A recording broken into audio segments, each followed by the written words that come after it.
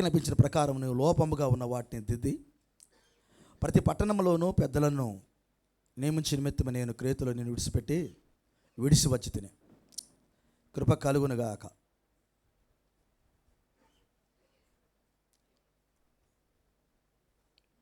యోహాను రాసిన సువార్త ఇంకొక వాక్యం, లాస్ట్ వాక్యం చదువుదాం.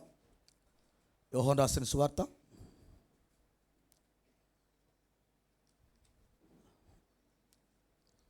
16వ అధ్యాయం. యోహాను రాసిన సువార్త 16వ అధ్యాయం 8 నుంచి 11 వచనాలు చదువుదాం. ఆయన వచ్చి పాపమును గురించి, నీతిని గురించి, తీర్పుని గురించి లోకమును ఒప్పుకొనజేయును. లోకులు ఆయన యందు విశ్వాసం ఉంచలేదు కనుక పాపమును గురించి, నేను తండ్రి వద్దకు వెళ్ళుట వలన మీరు ఇక నన్ను చూడరు కనుక నీతిని గురించి, లోకాధికారి తీర్పు పొంది ఉన్నాడు కనుక తీర్పుని గురించి ఒప్పుకొనజేయును. Praise the lord. దేవుడి మాటలు మన కొరకు దీవించును గాక. కూర్చుందాం. ఆమేన్. హల్లెలూయా. ప్రభు మిమ్మల్ని దీవించును గాక.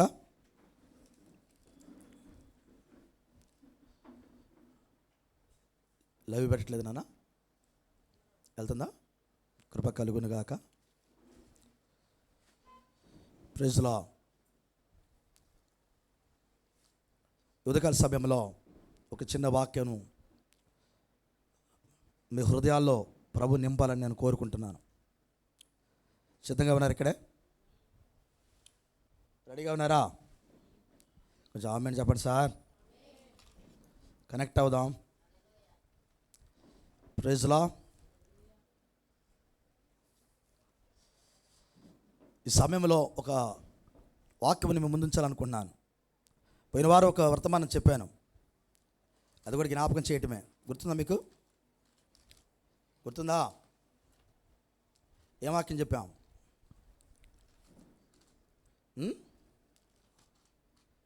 పోయిన వారం ఏం వాక్యం చెప్పాం? Praise the Lord. దైవిక ప్రేమలో ప్రైజ్ ది లార్డ్. మనం పోరాటమే మర్చిపోయాం, ఇంక విజయాలు ఏమొస్తాయి మనకి కదా? పోరాటమే మర్చిపోయినప్పుడు విజయాల గురించి ఆలోచించవచ్చు అసలు. రవికి తెలుసు బాగా. పోరాడిన వాడికే అన్నీ దొరుకుతాయి. నక్సలైట్లు యొక్క నినాదం ఏంటంటే పోరాడాలి. సోమరుగా కూర్చుంటే కుదరదు, పోరాడాలి. యేసుప్రభు వారి విధానం కూడా అదే. ఏంటది?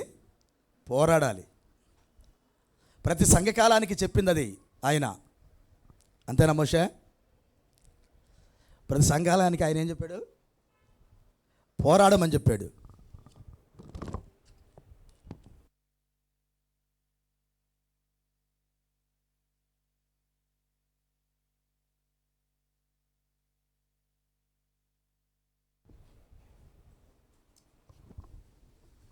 పోరాడాలి మనం. ప్రవక్త అన్నాడు, పోరాటం అనేది లేదా నీలో, ఈ ఏలటం అనేది లేదన్నాడు. అనగా 1000 ఏళ్ల పరిపాలన అనేది నీకు లేదు అన్నాడు. అంతేనా? ఏమయ్యా, ఇంకా ఎండ ముదరలేదులే. Praise the lord. ఆమెలు చెప్పచ్చు. ఇప్పుడు ఎండ ముదిరితే 1 గంట అయితే కదా, ఆమెలు రావట్లేదు పాస్టర్ గారు వదిలిపెట్టు అంటానికి. కృప కలుగును గాక. హల్లెలూయా. ఆమేన్. కృప కలుగును గాక. హల్లెలూయా. ఉదయకాల సమయంలో ఒక వర్తమానం మీకు నేను చెప్పాలని ఆశపడుతూ ఉన్నాను. ఆమేన్. వర్తమానం పేరు ఏంటంటే, ఈ రీతిగా నేను ప్రేరేపించబడ్డాను. Praise the lord. ఎల్లప్పుడూ ప్రేమ సరిదిద్దును. ఇది నేను ఎంచుకున్న వర్తమానం. ఎల్లప్పుడూ ప్రేమ సరిదిద్దును. Praise the lord. ఈ మాట అర్థమైంది మీకు? ఎల్లప్పుడూ ప్రేమ సరిదిద్దును. ఈ మాటని చాలాసార్లు మీరు విన్నారు, చాలాసార్లు చదివి ఉంటారు మీరు. ప్రేమ అనేది ఎల్లప్పుడూ మనలను సరిదిద్దుది. సరిదిద్దకపోతే అది ప్రేమే కాదు. ఆమేన్. ప్రవక్త ఒక మెసేజ్లో ఇలా అన్నాడు. ఏమన్నాడంటే, నీ బిడ్డ నీ కడుపును పుట్టిన బిడ్డ తప్పు చేస్తుంటే ఒక తండ్రిగా ఒక తల్లిగా ఆ బిడ్డను నువ్వేం చేస్తావు అన్నాడు.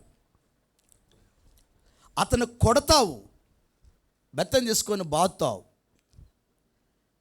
అతడికి అర్థమయ్యేటట్టుగా కొడతావు.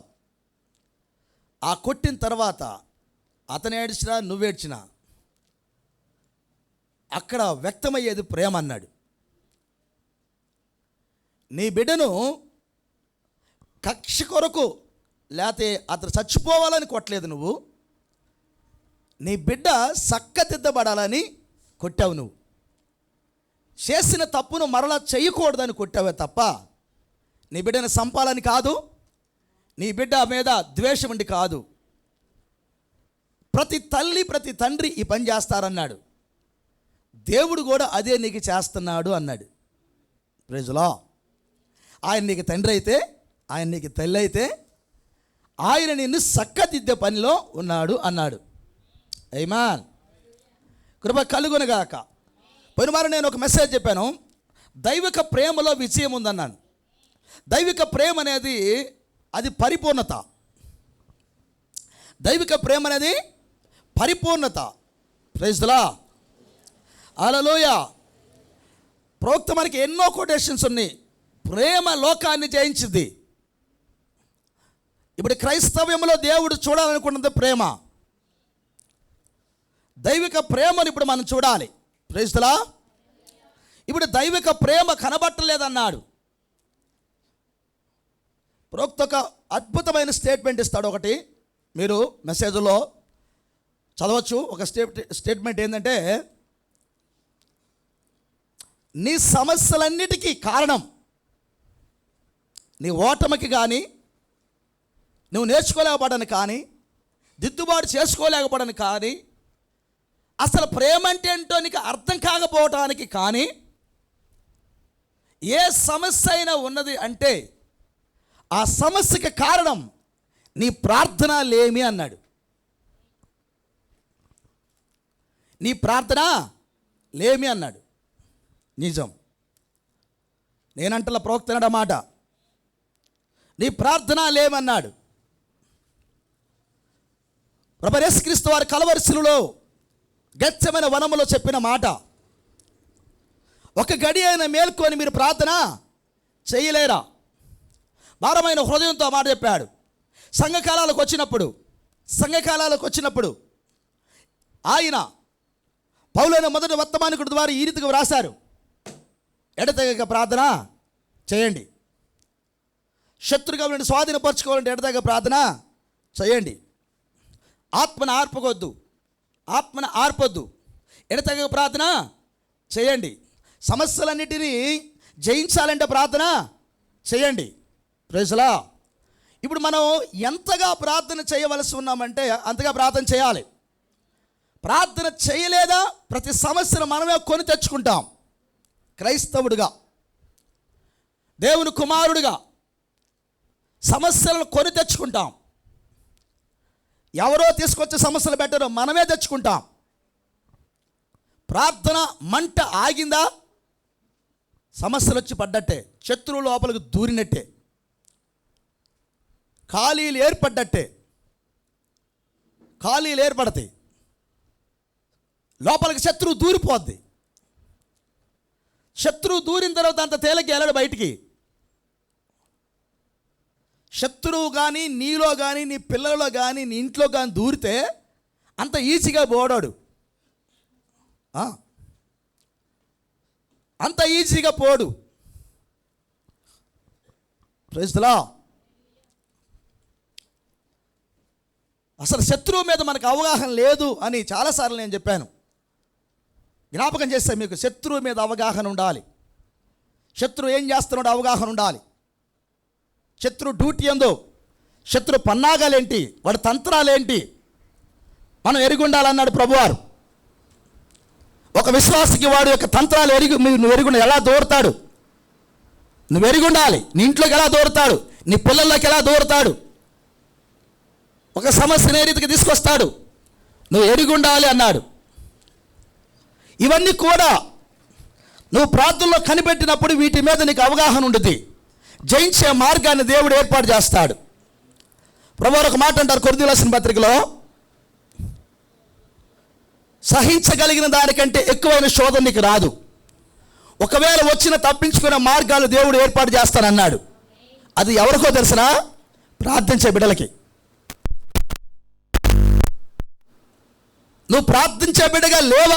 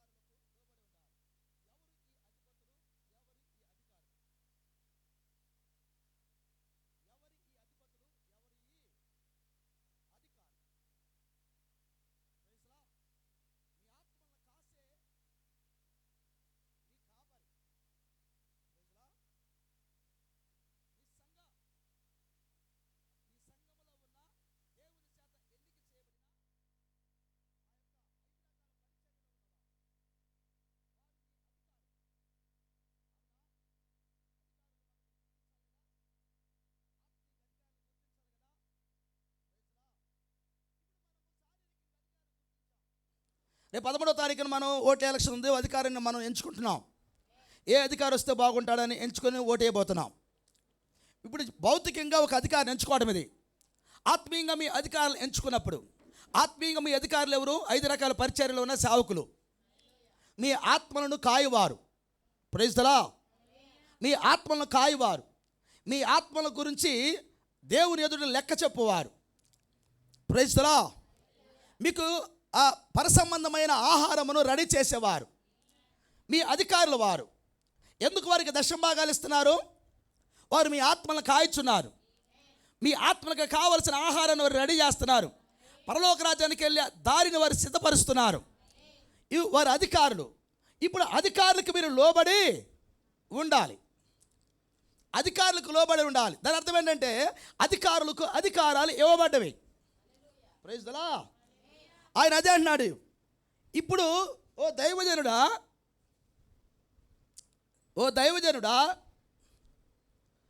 నువ్వు సిద్ధపడి ఉండు. తప్పు దిద్దడానికి, ఖండించడానికి సిద్ధపడి ఉండు అన్నాడా? Praise the Lord. దైవజనుడు ఆత్మ సంబంధమైన మందిరమును కట్టే విషయంలో ఇతడు ఎలాంటి తర్ఫీదు పొంది ఉండాలంటే ప్రభు దగ్గర ధైర్యంగా. ప్రవక్త మెసేజ్లో నేను ఒక మాట ఎప్పుడు చెబుతూ ఉంటాను, ఇది కూడా జ్ఞాపకం చేస్తాను. అదేంటంటే ఒక సేవకుడికి పిరికితనం ఉండకూడదు అన్నాడు. ఒక సేవకుడు పిరికివాడిగా ఉండకూడదు. రెండవది, పిరికితనం సేవకుడికి ఉండకూడదు. రెండవది, సమర్పణ ఉండాలి. రెండవది, పిరికితనం లేదంటే ధైర్యంగా ఉండాలి సేవకుడు. రెండవది, సమర్పణ ఉండాలి. సజీవ యాగముగా తన దేహాన్ని సమర్పించుకున్నవాడే ఉండాలి. మూడవదిగా అతడు త్యాగాలు చేసేవాడిగా ఉండాలి. త్యాగాలు చేయాలి. దైవజనుడికి ఏ అభిషేకమో 99% విశ్వాసం కూడా అది అభిషేకం. ఎందుకంటే ఒక సంఘ పెద్దగా నువ్వు ఒక సంవత్సరం కానీ లేదా ఒక నెల కానీ చర్చిలో సంఘ పెద్దగా ఉండాలని నీకు ఆశ కలిగితే నీకు కూడా అలాంటి అభిషేకమే ఉండాలన్నాడు పౌలు గారు. నీకు తక్కువ అభిషేకం లేదన్నాడు. కనీసం సంఘ పెద్దగా నీ ఇష్టం ఉంటే ఉండొచ్చు, నువ్వు లేకపోతే లేదు. అలాంటి పని చేయటానికే నీకు అలాంటి అభిషేకం ఉండాలన్నాడు ఆయన. అలా అయితే ప్రైజ్ ది లార్డ్. ఇప్పుడు నీకు ధైర్యం ఉండాలి, పిరికితనం ఉండకూడదు అన్నాడు. పిరికితనం ఉంటే ఏమవుతుంది? పిరికితనం ఉంటే ఏమవుతుంది? కృప కలుగునుగాక. సార్ ఇక్కడే ఉన్నారా? హల్లెలూయా. పిరికితనం ఉంటే ఎలా ఉంటుంది? ఐక్యత యొక్క ఏకత్వం అనే ఒక మెసేజ్లో ఐక్యత యొక్క ఏకత్వం అనే మెసేజ్ ప్రవక్త చెప్పాడు. ఆ మెసేజ్లో అంటాడు, పిరికివాడు 10 లక్షల సార్లు చచ్చిపోతాడట. పిరికివాడు 10 లక్షల సార్లు చచ్చిపోతాడట. వీరుడు అసలు సావడు అన్నాడు. వీరుడు అనబడిన వాడికి అసలు మరణమే లేదట. పిరికివాడు 10 లక్షల సార్లు చచ్చిపోతాడట. బా, పిరికోడు 10 లక్షల సార్లు చచ్చిపోతాడు అన్నాడు. 10 లక్షల సార్లు చావటానికి భూమి మీద మనం పుట్టింది.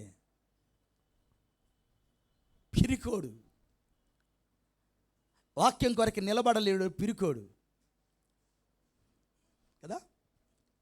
ఎవరు పిరికోడు? వాక్యం కొరకు నిలబడలేని వాడు పిరికోడు. మనుషుల వైపు చూసేవాడు పిరికోడు.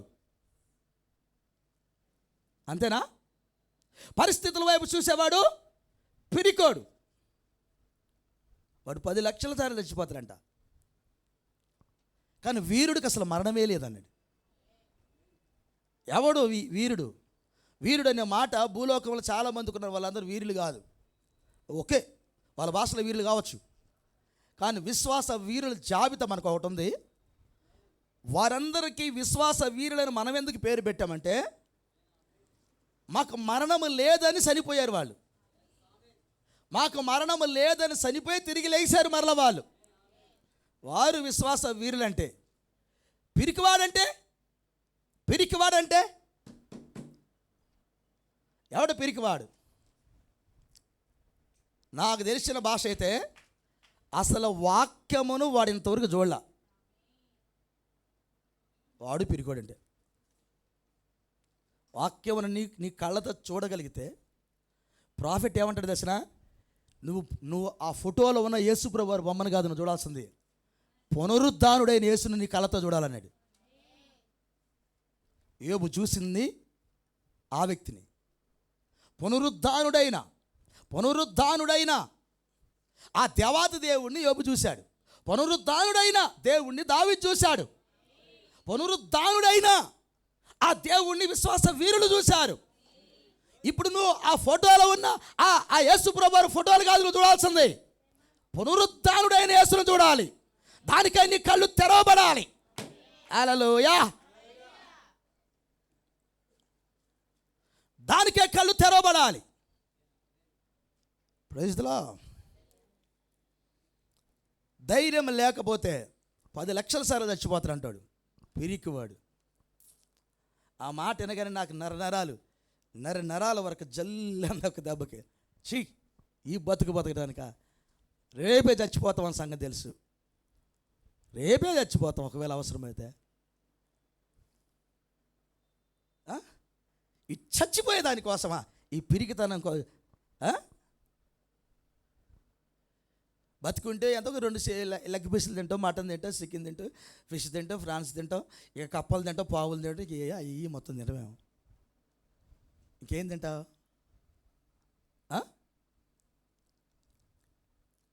ఒక 10 లక్షల చీర కడతావు, 10 లక్షల రూపాయలు షూట్ వేసుకుంటావు, అంతకాడ ఏం వేసుకుంటావు? ఏమని చేస్తావా? ఓ 10 కేజీలు బంగారం పెడతావు, 10 కేజీలు బంగారం ఇస్తే ఎండకి పెట్టుకుని పో ఒకసారి 10 కేజీలు బంగారం అట్టుండితో కదా. మరి ఏందంట? అమ్మో నా బంగారు ఏందంట? అసలు ఏంటి? అమ్మో నా డబ్బు. ఇప్పుడు 1 లక్ష రూపాయలు మోసుకెళ్ళు, తీసుకెళ్ళి ఏడంటావు నువ్వు? ఏంటా జైల్లో తీసుకెళ్ళి ప్రైజ్లా తీసుకెళ్ళి వేస్తాడు. ఒక 50,000 పై తీసుకెళ్తే పోయింది, అయిపోయింది వ్యవహారం. ఎలక్షన్ కోడ్లో ఏది కూడా నీకు తృప్తినివ్వదు. ఏది నీకు తృప్తినివ్వదు. నీకు కోట్ల రూపాయలు నీ ఇంటి నిండా డబ్బు బేర్చినా నీకు తృప్తినివ్వదు. 24 గంటలు నీకు బీపీ షుగర్లు పెరుగుతాయి అంతే. ఒక 100 కోట్లు తీసుకొచ్చి మీ ఇంట్లో పేరిస్తే నీకు బీపీ షుగర్లు పెరగడమే తప్ప మనసుకి నెమ్మది కూడా ఉండదు. చర్చికి రావు కదా, దానికాడ కూర్చొని చూస్తూ ఉంటావు. అది డబ్బు, అది బంగారం, ఇంకా ఏదైనా తీసుకోది. వీటి కోసమా, ఈ పిరికి వాటి కోసమా మనం బతుకుతుంది? అందుకన్నాడు పిరికోడు 10 లక్షల సార్లు చేస్తాడని. వీరుడికి అసలు మరణమే లేదు. ఇప్పుడు ఎవరు కావాలి మనకి? పిరికోళ్ళు కావాలా, వీరులు కావాలా? వీరులు తొందరగా గారయ్యా, పిరికోడైతే క్షణాన్ని అయిపోద్ది. మా అమ్మ నా వల్ల కాదంటే పిరికితాం వచ్చేసింది. వీరుడు అట్టుండడు. కృప కలుగుని గాక. ప్రేమ సరిదిద్ది. ఓకేనా? సరిదిద్దుకుందామా? ఎంతమందికి సరిదిద్దుకోవడం అంటే ఇష్టం? అయ్యా బైబిల్లో నన్ను బాగా కడుగు, బాగా దిద్దు, బాగా సరిచెయ్యి, అయ్యా నన్ను కొట్టు, నన్ను గద్దించు, అయ్యా నాలో ఉన్న దోషం పోవునట్లుగా నన్ను ఇచ్చోపుతో కడుగు, ఈ మాటలన్నీ బాగా వాడి దిద్దుకొని కడుక్కున్న వ్యక్తి దావీదు కదా. అందులో ఒక్క లక్షణమైనా నీకుందా? దావీదు సంతానం అని పిలిపించుకోవాలంటే ఇందులో ఒకటైనా ఉండాలి మనకి. ఏమై వధువు అంటే ఏం వధువా? ఇంకా దిద్దుబాటు లేని వధువా? సార్ చెప్పండి, దిద్దుబాటు లేని వధువా? దిద్దుబాటు కావాలి కదా. భక్తిహీనులకు దిద్దుబాటు ఉండదంట. 51 కీర్తన మనం చదువుతాం. భక్తిహీనులు అంటాడు, దిద్దుబాటు నీకు అసహ్యము కదా. నీకు దిద్దుబాటు అసహ్యము, ప్రసంగమే చేస్తానంటావు. అదే నానంది. దిద్దుబాటు నీకు అసహ్యము, నువ్వేం ప్రసంగం చేస్తానంటావు, నా మాటలు చెప్పమని నీకు ఎవడు చెప్పాడు అన్నాడు. అక్కడ అదే చదువుతారా? కీర్తన గ్రంథం 50వ కీర్తన. ఒక మాట చదివి ఇక్కడికి వద్దు, వెంటనే వద్దాం ఇక్కడికి, జస్ట్ వారికి జ్ఞాపం చేయడానికి వస్తున్నాను. 50వ కీర్తన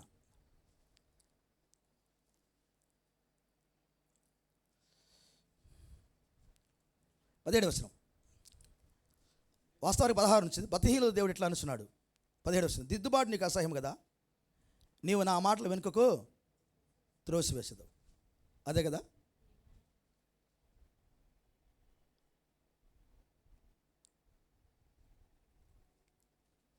దిద్దుబాటు నీకు అసహ్యం కదా, నీవు నా మాటలు వెనుకకు త్రోసివేసేదావు.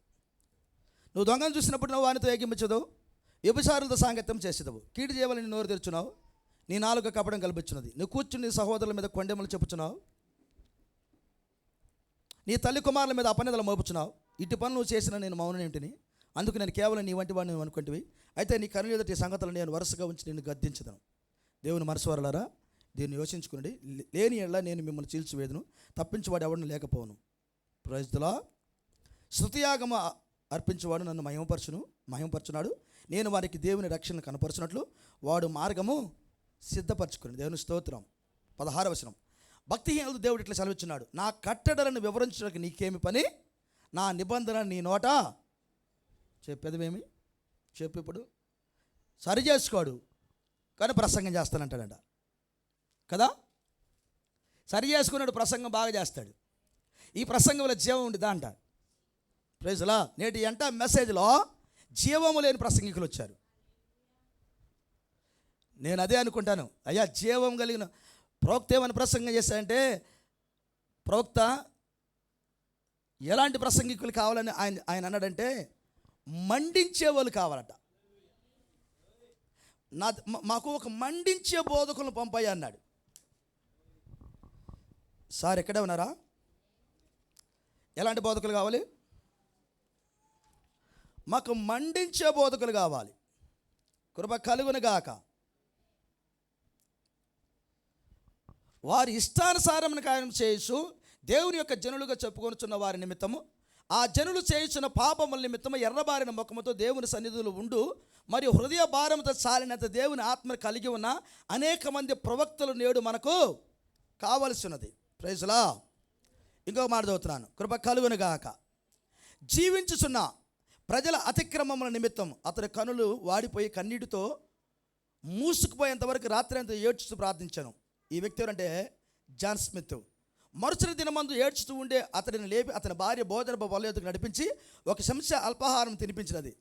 అగ్ని నుండి ఉద్భవించిన అగ్ని కణముగా రగిలిపోయిన ఒక జాన్ వెస్లీని మరలా నాకు చూపించండి, అప్పుడు నేను మీకు ఒక ఉద్యోగం చూపించదను. ఎలాంటి వాళ్ళు కావాలి ఇప్పుడు మనకి? ప్రభువా, అగ్ని లాంటి కణకణలాడేవారు కావాలన్నాడు. నేటి సంఘానికి అగ్ని లాంటి వారు కావాలని. అగ్ని కాదు కదా, బూడిద కూడా లేదు ఇక్కడ. అగ్ని పక్కన పెట్టు, బూడిద కూడా కనపట్టాల.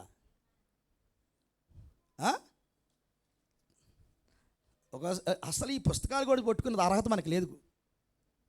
మనకు జీవితాలు లేనప్పుడు ఈ మండుతూ ప్రసంగం చేసిన ఈ ప్రవక్త పుస్తకాలు పట్టుకున్న అర్హత కూడా మనకు లేదు. అతడు రాత్రి పగులు ప్రభు దగ్గర కనిపెట్టుకొని అభిషేకంతో వచ్చి ప్రసంగించాడు. ఆయన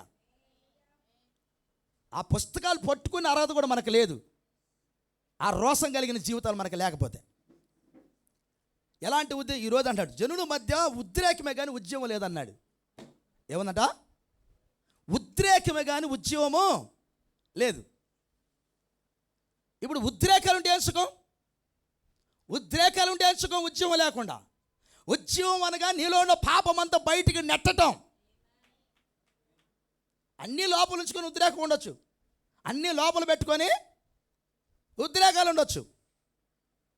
నీతి లేనితనం. ప్రైజ్లా. హల్లెలూయా. ప్రవక్త అంటాడు, నాకు ఒక మంచి విశ్వాస వీరుడు కావాలి అనుకున్నప్పుడంట, ప్రైజ్లా, ఆయన అబ్రహామును కనుగొన్నాడట. హల్లెలూయా. ఒక నమ్మకమైన యాజకుడు, ప్రవక్త, నా ధర్మశాస్త్రం వినగలిగిన వ్యక్తి కావాలనుకున్నప్పుడు ఆయన మోషేని కనుగొన్నాడట. ఒక నీతి కలిగిన వ్యక్తి కావాలనుకున్నప్పుడట ఆయన యోసేపుని కనుగొన్నాడట. నా చేతిలో ఉన్న కత్తిని తిప్పగలిగిన యుద్ధ వీరుడు కావాలని కోరుకుంటే దావీదుని కనుగొన్నాడట. హల్లెలూయా. ఈ కాలంలో దేవుని వాక్యం అంతా నెరవేర్చి ఒక వధువుని కావాలనుకున్నాడు ఆయన. ఈరోజు ఎదురు చూస్తుంది దేవుని వాక్యం అంతా నెరవేర్చే వధువు కోసం. కనుగొంటాడు ఆయన, కనుగొంటాడు. అలాంటి పని చేయడానికి ఇప్పుడు మనకు ఒక ఉద్యమం అవసరమైంది అన్నాడు. మనకు ఒక ఉద్యమం అవసరమైంది. ప్రవక్త అంటాడు ఒక మాట, దేవుడు నీకు ఇచ్చిన ఈ కాలంలో మన పితరులందరూ వాక్యాన్ని వారి కాలంలో నెరవేర్చి అది మనకు మాదిరిగా ఉండటానికి ఇచ్చి వెళ్ళిపోయారు. నేటి కాలానికి వాక్యమును మాదిరిగా చూపించడానికి నువ్వు జీవించలేవా? అది మన వల్ల కాదా అన్నాడు. ఈ కాలపు వాక్యాన్ని ఇతరులకు అందించడానికి అది మన వల్ల కాదా అన్నాడు. ప్రశ్నించాడు ఆయన. మన వల్ల కాదా? వల్ల కాదనుకుంటే పెరుకోడి, రోజు చచ్చేవాడు నువ్వు, నీకెందుకు వర్తమానం? వల్ల అయిద్ది అనుకున్నవాడు వీరుడు, వాడు రంగం మీదకి వస్తాడు, వాడు దిద్దుకుంటాడు. దిద్దుబాటు చేసుకోలేని వాడు ప్రసంగించే హక్కు వాడికి లేదంటాడు. అది అని చెప్పింది ఆ కీర్తనలో. దిద్దుబాటు చేసుకునేవాడు కావాలి. Praise the lord. కృప కలుగును గాక. ఎక్కడే ఉన్నారా? సరే, మనకి సంఘానికి దిద్దుబాటు అవసరమైంది. అయిందా? అవసరమైందా? ప్రేమ ఎల్లప్పుడూ సరిదిద్ది. ఎల్లప్పుడూ ప్రేమ సరిదిద్ది. దిద్దిదా? దిద్దుబాటు చేసుకుందామా? సార్ దిద్దుబాటు చేసుకుందామా? వెళ్దాం ముందుకి. చదువుదాం, ఒక వాక్యం చదువుదాం. మనం దిద్దుబాటు చేసుకునే క్రమంలో ఉన్నామా లేదా? ఏమాన్. కృప కలుగునుగాక.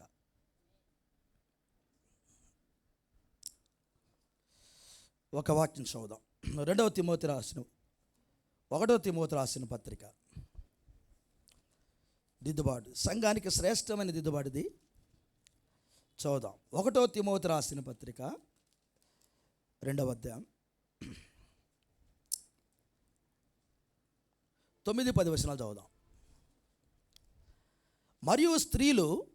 మరియు స్త్రీలను అనుకువయు స్వస్థ బుద్ధియు గలవారై ఉండి తగుమాత్రపు వస్త్రముల చేతనే గాని జడలతోనైనను బంగారముతోనైనను ముత్యములతోనైనను మిగులు వెలగల వస్త్రములతోనైనను అలంకరించుకొనక,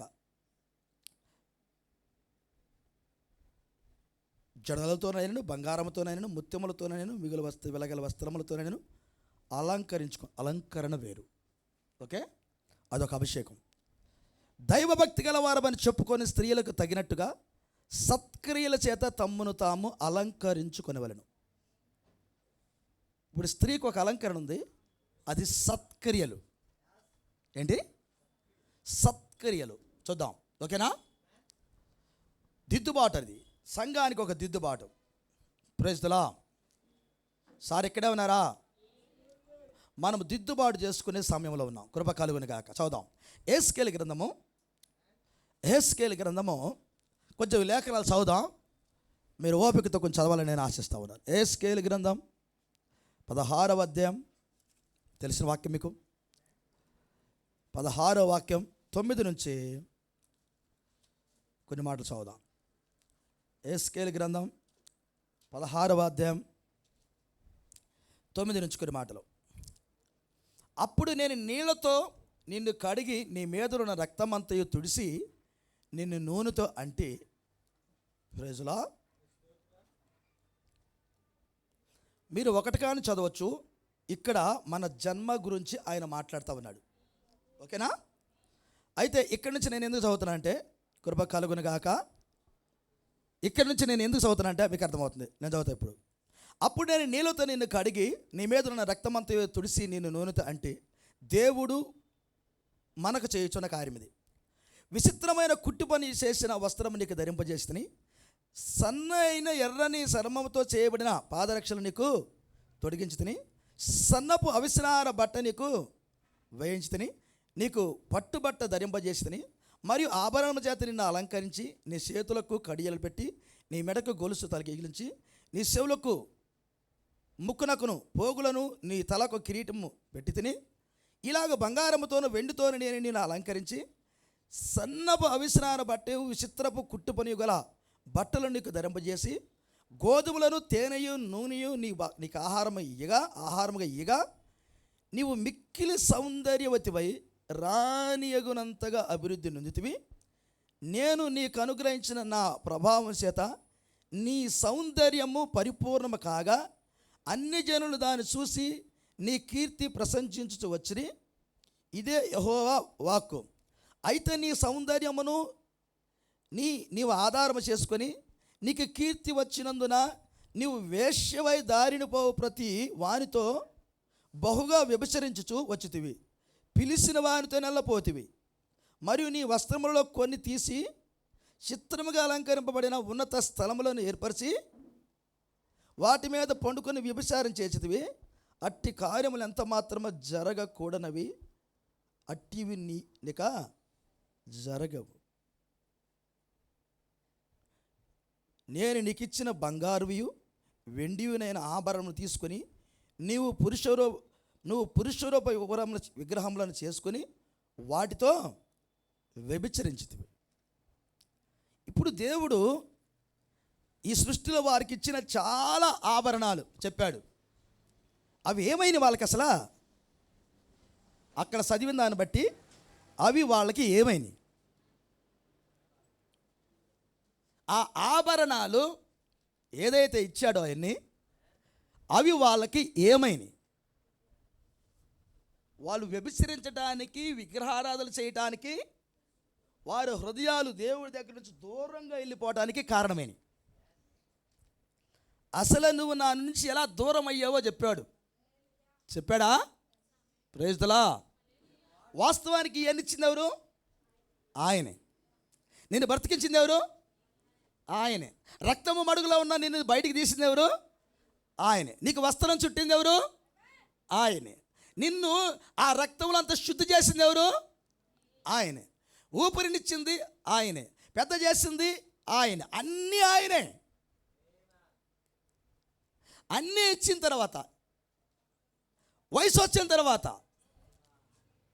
నీ అవయవాలన్నీ బాగా వృద్ధి అయిన తర్వాత, మంచి వయసు వచ్చిన తర్వాత, ఇప్పుడు నీవు ఒక వ్యభిచారి అవటానికి కారణము నీ సౌందర్యము, నీ హృదయం చెడిపోవటానికి కారణము నీ సౌందర్యము, నీ అలంకరణ అని చెప్పాడు ఆయన.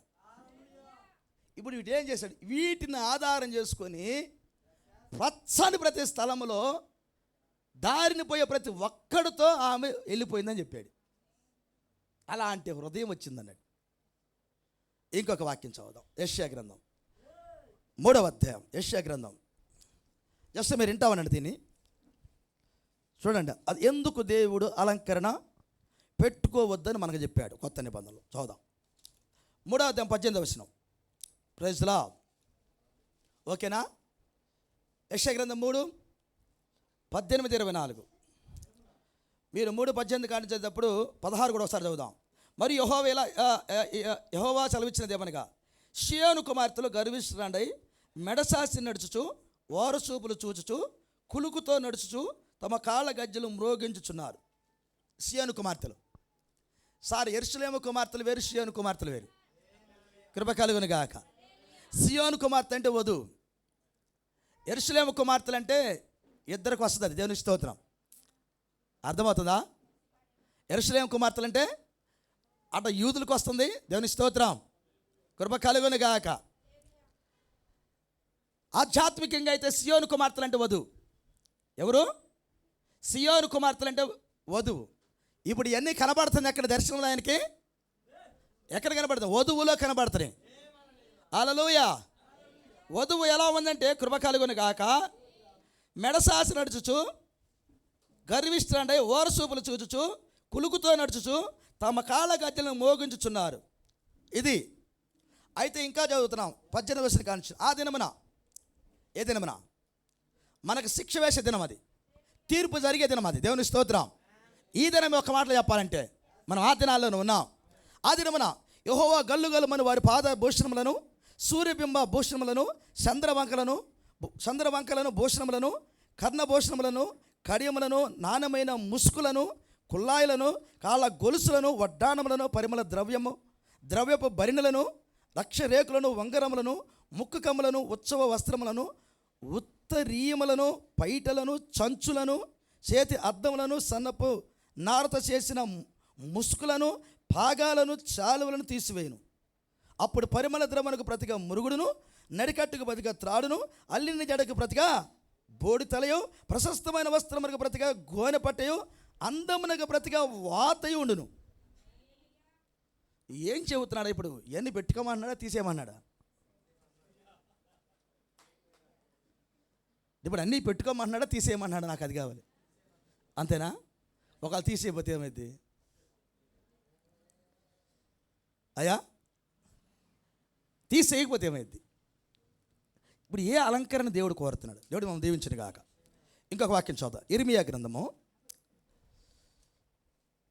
ఇర్మియా జస్ట్ వరకు చదివద్దు, చాలా ఉన్నాయి, జస్ట్ కొన్ని మీకు అందుబాటులో అర్థం చేసుకుంటారని, ఇంటికి అంత చదువుతారని, దీన్ని కొంచెం ధ్యానిస్తారని కొన్ని లేఖనాలు నేను చదువుతున్నాను, రాశాను. ప్రైజ్లా ఇర్మియా గ్రంథం 4:30 చదువుదాం.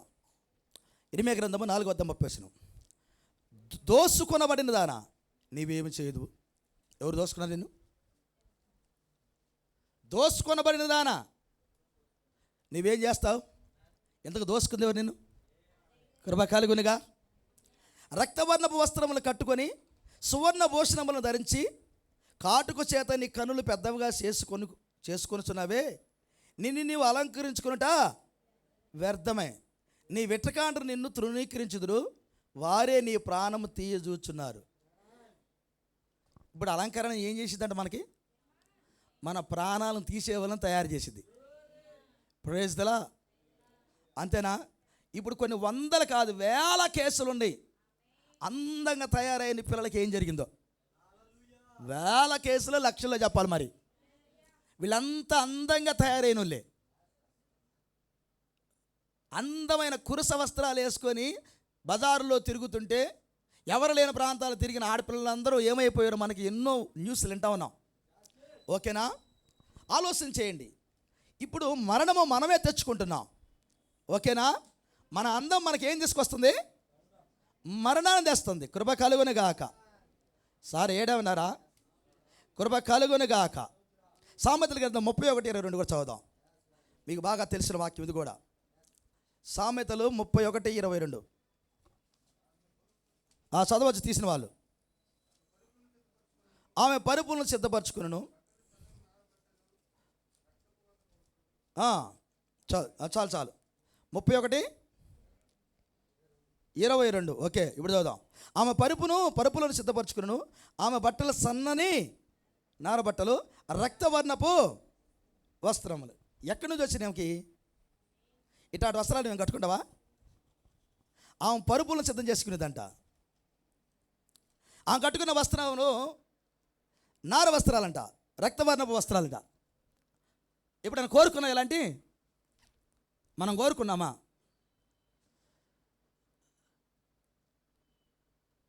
మన కోరికలు ఇప్పుడు ఎక్కువైనా చెప్పాలి. ఒక మాట చెప్పాలంటే సామాన్యమైన కొట్లోకి వెళ్ళి తీసుకున్నంత పరిస్థితులు మనం లేవు. మనం పెద్ద కొట్టుకు వెళ్ళాలి. అట్లా అయింది. ఇంకా తప్పదు. మరిక చిన్న కొట్లో అది 1000 రూపాయలు, అదే పెద్ద కొట్లో అది 3000 రూపాయలు. మనం 3000 పెట్టి కొనుక్కొస్తాం, సామాన్యుడు 1000 రూపాయలు పెట్టి కొనుక్కొస్తాడు. సేమ్ కట్టుకుంటే, ఫంక్షన్లు కట్టుకుంటే ఎంత అయింది అక్క ఇదంటే చెప్పుకోవడం సిగ్గుపోద్ది. ఎందుకని? వాళ్ళు 3000 పెట్టుకుంటారు, ఏమేమి 1000 రూపాయలు పెట్టుకునేది. అంతే. పెద్ద బిల్డింగ్లోకి వెళ్ళాం కాబట్టి వాడు అన్ని వసూలు అన్నీ వేసి మనకి ఇచ్చాడు. వీడికి అలాంటి బిల్డింగ్ లేదు కాబట్టి వచ్చిన దానికి ఒక 100 రూపాయలు లాభం చూసుకుని ఇచ్చాడు వాడు. అంతే. కృప కలుగును గాక. కాదంటావా? అంటే అందాలను సౌందర్యాలు పెరిగినాయి అని చెప్పాలి. ఆటోమేటిక్గా మన మనస్సుల్లో ఉన్న కోరికలను పెంచేశాడు సైతానుడు. అనుకోకుండా పెంచేశాడు. ఇప్పుడు మనం కోరుకుంటావా? ఈ సన్నని వస్త్రాలను కోరుకుంటామా? ఈ ఎర్రని వస్త్రాలను మేము కోరుకుంటావా? ఏంటి ఆ సన్నని నారబట్టలు? సన్నని నారబట్టలు ఎవరు ధరిస్తారు అసలు? ప్రైజ్లా. సన్నని నారబట్టలు ప్రవక్తలు ధరిస్తారు. కృప కలుగును గాక. ఎర్రని వస్త్రాలు ఎవరు ధరిస్తారు? హల్లెలూయా. ఆయనకు ఒక వస్త్రం ఉంది ప్రకటన గ్రంథంలో, రక్తములో ముంచబడిన వస్త్రం ఆయన ధరించాడని ఉంది. ప్రైజ్లా. అనగా క్రీస్తు రక్తములో ముంచబడిన వస్త్రం నాకు కావాలి అని ఎవరు కోరుకుంటారు? ప్రత్యక్షత ఉండాలి ఇక్కడ. అంతేనా? ఇంకొక వాక్యం చదువుదాం. కృప కలుగును గాక. ప్రైజ్లా. సార్ ఏడవున్నారా? ఆమేన్. హల్లెలూయా. 1 పేతురు రాసిన పత్రిక 3వ అధ్యాయం 3వ వచనం కూడా చదువుదాం. 1 పేతురు రాసిన పత్రిక 3వ అధ్యాయం 3వ వచనం కూడా చదువుదాం. జడలు అల్లుకొనుటయు, బంగారు నగలు పెట్టుకొనుటయు, వస్త్రములు ధరించుకొనుటయును. ఏ అలంకరణ?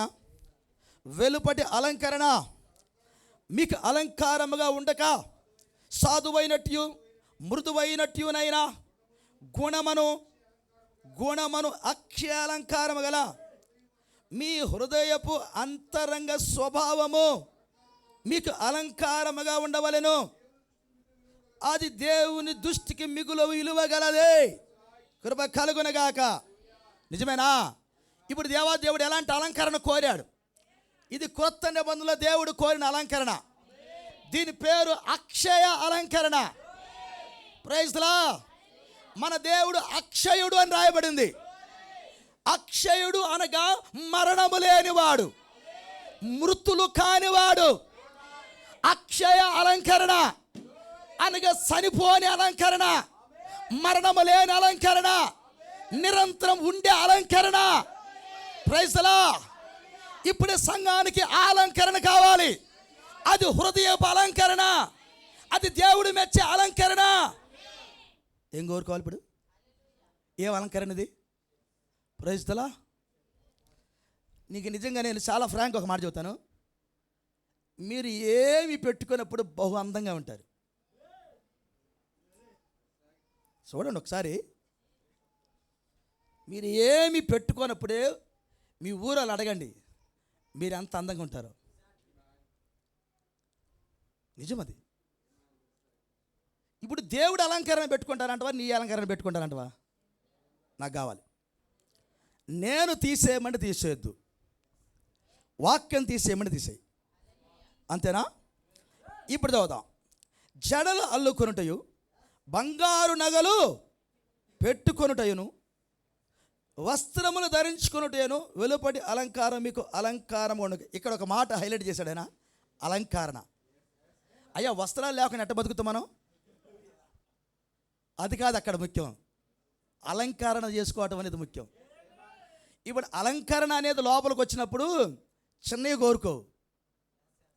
అలంకరణ కోరిక. అలంకరణ అంటే అది కోరిక. వస్త్రం ఉండాలి నీకు, ఖచ్చితం అది. కానీ నీ కోరిక ప్రకారంగా వస్త్రం అంటే అది చాలా ఖరీదైంది. అది వచ్చిందాక నువ్వు నిద్రపోవు. మీ ఆయన్ని నిద్రపోనివ్వు. ఒకవేళ పెత్తన మీ ఆవిడదైతే మీ ఆవిడని నిద్రపోనివ్వు. ప్రైజ్లా. నువ్వు డ్రెస్ వేసుకోవాలని ఆమె కొనాలనుకో, ఆమె నిద్రపోనివ్వు. నువ్వు ఆయన కొనేటట్టు అయితే ఆయన నిద్రపోనిది. ఏమే కోరిక అది. దేవునికి స్తోత్రం. జడలు అల్లుకొనుటయును, బంగారు నగలు పెట్టుకొనుటయు, వస్త్రములు ధరించుకొనుటయును, వెలుపటి అలంకరణ మీకు అలంకారముగా. ఇదంతా వెలుపటి అలంకరణ. కానీ దేవుడు కోరుతున్నాడు సాధువైనట్టు. ఎలాంటిది? సాధువైనట్టు. దేవునికి స్తోత్రం. నా కోరిక అయ్యా ఇటు చూడాలి. అసలు ఈ అలంకరణ చూసేది ఎవరన్నా? ఇప్పుడు నువ్వేం పెట్టుకోకుండా వెళ్తున్నావు అనుకో, ఒక తాగుబోతుడు, ఒక అలల సెలరోడు, లేకపోతే ఒకడు ఇంకొకడు కోరికలతో వచ్చేవాడు, రకరకాలు వస్తే ఎదురవుతారు కదా. దెయ్యాలు బట్టి ఎదురవుతారు. పరిశుద్ధాత్మను పొందితే బజార్లో వచ్చేవాడికి ఎలాంటి దెయ్యాలు ఉంటాయో నీకు అర్థమవుతాయి. పరిశుద్ధాత్మను పొందకపోతే వాడికి ఏం దెయ్యం పట్టిందో నీకు తెలియదు.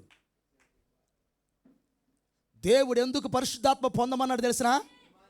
నీ చుట్టూ వాతావరణం నీకు అర్థం అవ్వాలి. నువ్వు వెళ్ళేటప్పుడు వాతావరణం నీకు అర్థం కావాలి.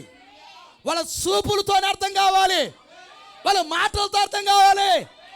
నువ్వు పక్కకు వెళ్ళటానికి నీకు ఆత్మ ఉండాలి.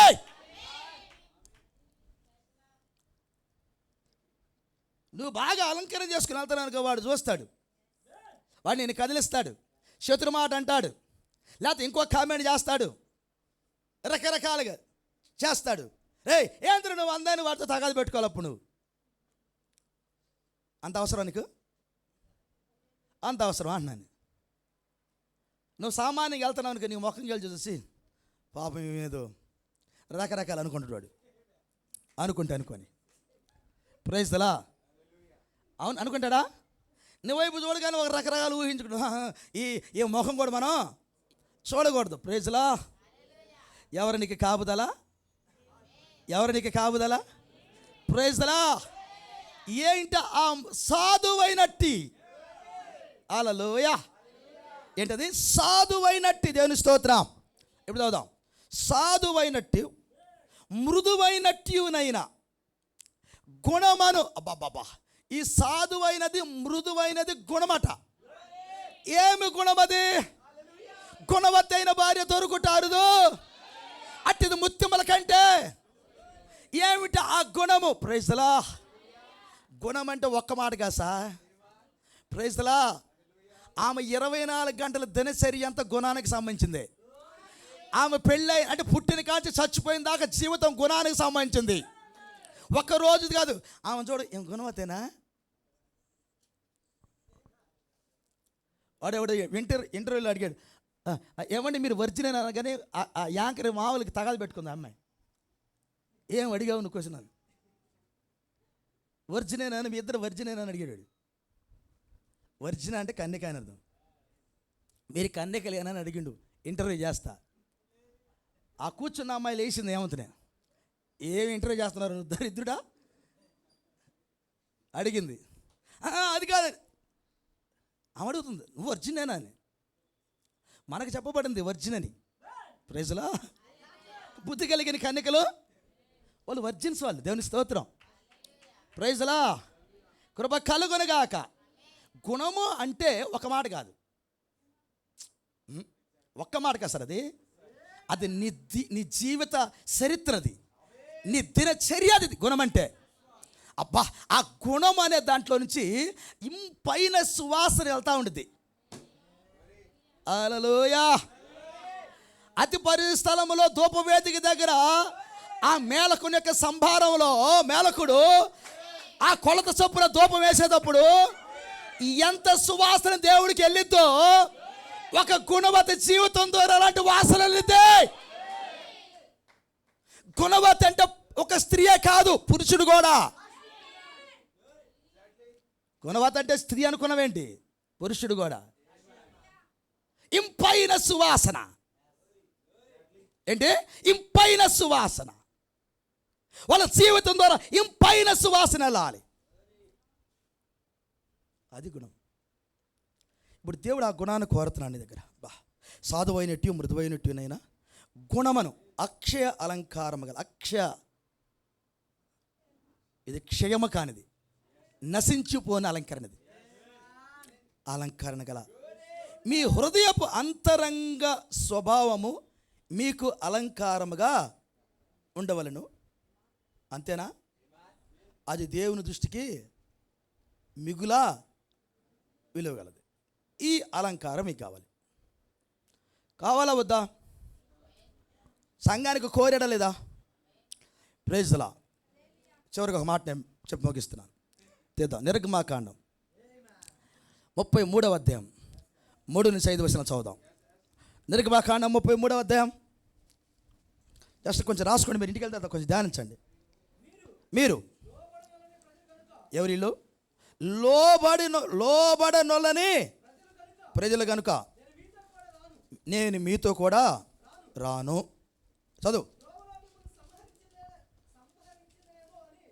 ఎట్టట త్రోవలో మిమ్మును సంహరించదనేమోనని ఒకవేళ నేను మీతో రాను, మిమ్మల్ని చూస్తే నాకు ఎట్టుందంటే త్రోవలో చంపేద్దాం అనుకుంటున్నా, ఏమో చంపుతానేమో అని మోషేతో చెప్పక. చదవయ్యా. ప్రజలు ఆ దుర్వార్తను విని దుఃఖించిరి. ఎవడును ఆభరణములను, అయ్యా ఇక్కడ ఆభరణాలు పురుషులొక్కలే స్త్రీలొక్కలే పెట్టుకోలే, పురుషులు కూడా పెట్టుకున్నారు. అయ్యా ఈరోజు అభిషేకం ఏంటి, నువ్వు స్త్రీలకే ఆభరణలోనే అనుకున్నావేంటి? ఇప్పుడు దాకా చాలామంది ఏమనుకుంటారంటే స్త్రీలకే ఉండి ఆభరణాలకు. లేదు లేదు లేదు, అభిషేకం మారింది. ప్రైజ్ లా. అర్థమైందయ్యా?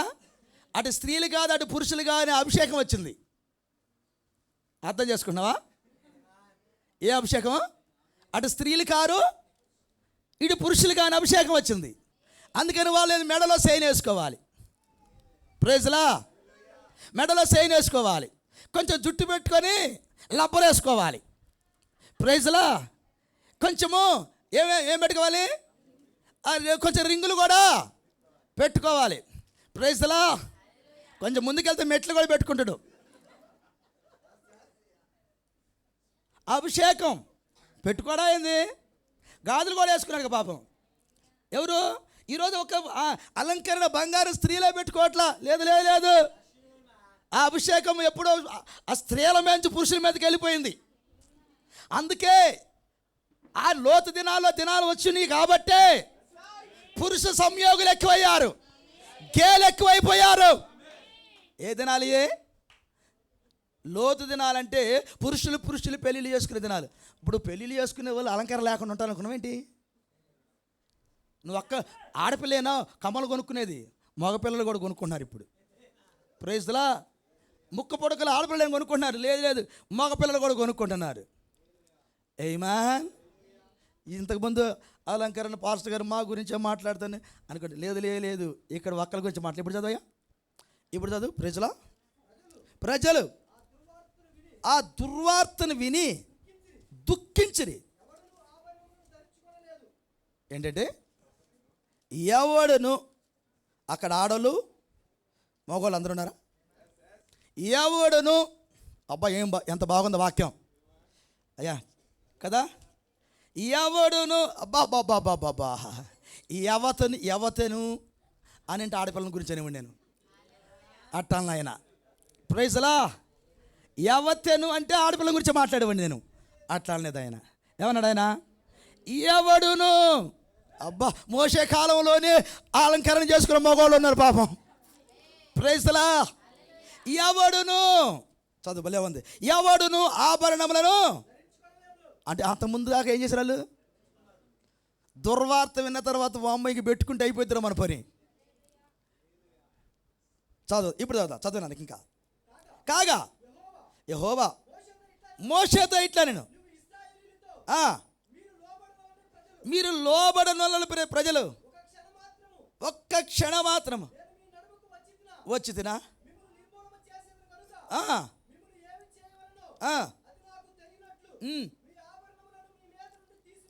మీ ఆభరణములను మీ మీద నుండి తీసివేయుడి అని చెప్పమనను. కాబట్టి ఇశ్రాయేలీలు ఓరేబు కొండ యొద్ద తమ ఆభరణములను తీసారా? హల్లెలూయా. తీసారా? ఇప్పుడు మనం ఆభరణాలు పెట్టుకోవట్లేదు కానీ పై ఆభరణాలు కదంటే మనకుంది. కొంచెం లోపలికి వెళ్దాం. ప్రైజ్లా. ఇక్కడ దాకా బాగానే ఉంది, ఆభరణాలు తీసేసాం. మనం పెట్టుకోవట్లా, ఆడవాళ్ళు పెట్టుకోవట్లా, మగవాళ్ళని పెట్టుకోవట్లా. మనం అంతటి తాగితే బాగుండదబ్బా. ఆయన అన్నాడు పైన తీసాం కాబట్టి పెద్ద ఏదో మునగాళ్ళు అనుకుంటున్నావు నువ్వు. లోపల నీకు నా ఆభరణాలు అన్నాడు ఆయన. ప్రైజ్లా. హల్లెలూయా. సార్ అర్థమవుతుంది సార్ మీకు? ఇప్పుడు ఆభరణాలు పైన తీసేస్తాం, దేవునికి స్తోత్రం. కానీ యేస్కేలు ప్రవక్త అంటాడు ఆభరణాలు లోపల పెట్టుకొని ఉన్నారట. ఏం పెట్టుకున్నారు? ఆభరణాలు హృదయాల్లో పెట్టుకొని ఉన్నారట. ఏమా సార్ బంగారం పెట్టుకోవటం కూడా ఆభరణంగా సార్, నీ కోరికలు కూడా ఆభరణాలే సారా? ఏడ పెట్టుకున్నారు ఈ ఆభరణాలు? హృదయాల్లో పెట్టుకున్నారట. అబ్బా బంగారం తీసేసారు కదా, ఆ అమ్మాయికి బంగారం లేదు, ఆ అబ్బాయికి బంగారం లేదు, దేవునిస్తో దేవుడి పిల్లలే వాళ్ళు. కానీ లోపల ఉన్న వాటి సంగతి ఏంటి? మరి ఇప్పుడు ఈ ఆభరణాలు ఆయన ఏం చేయాలి? ఓ సార్, ఈ ఆభరణాలు ఆయన ఏం చేయాలి?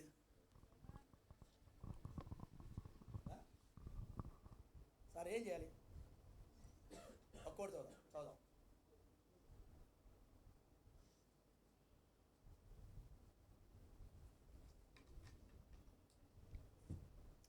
ఒక్కోటి చదువుదాం, ఓకేనా?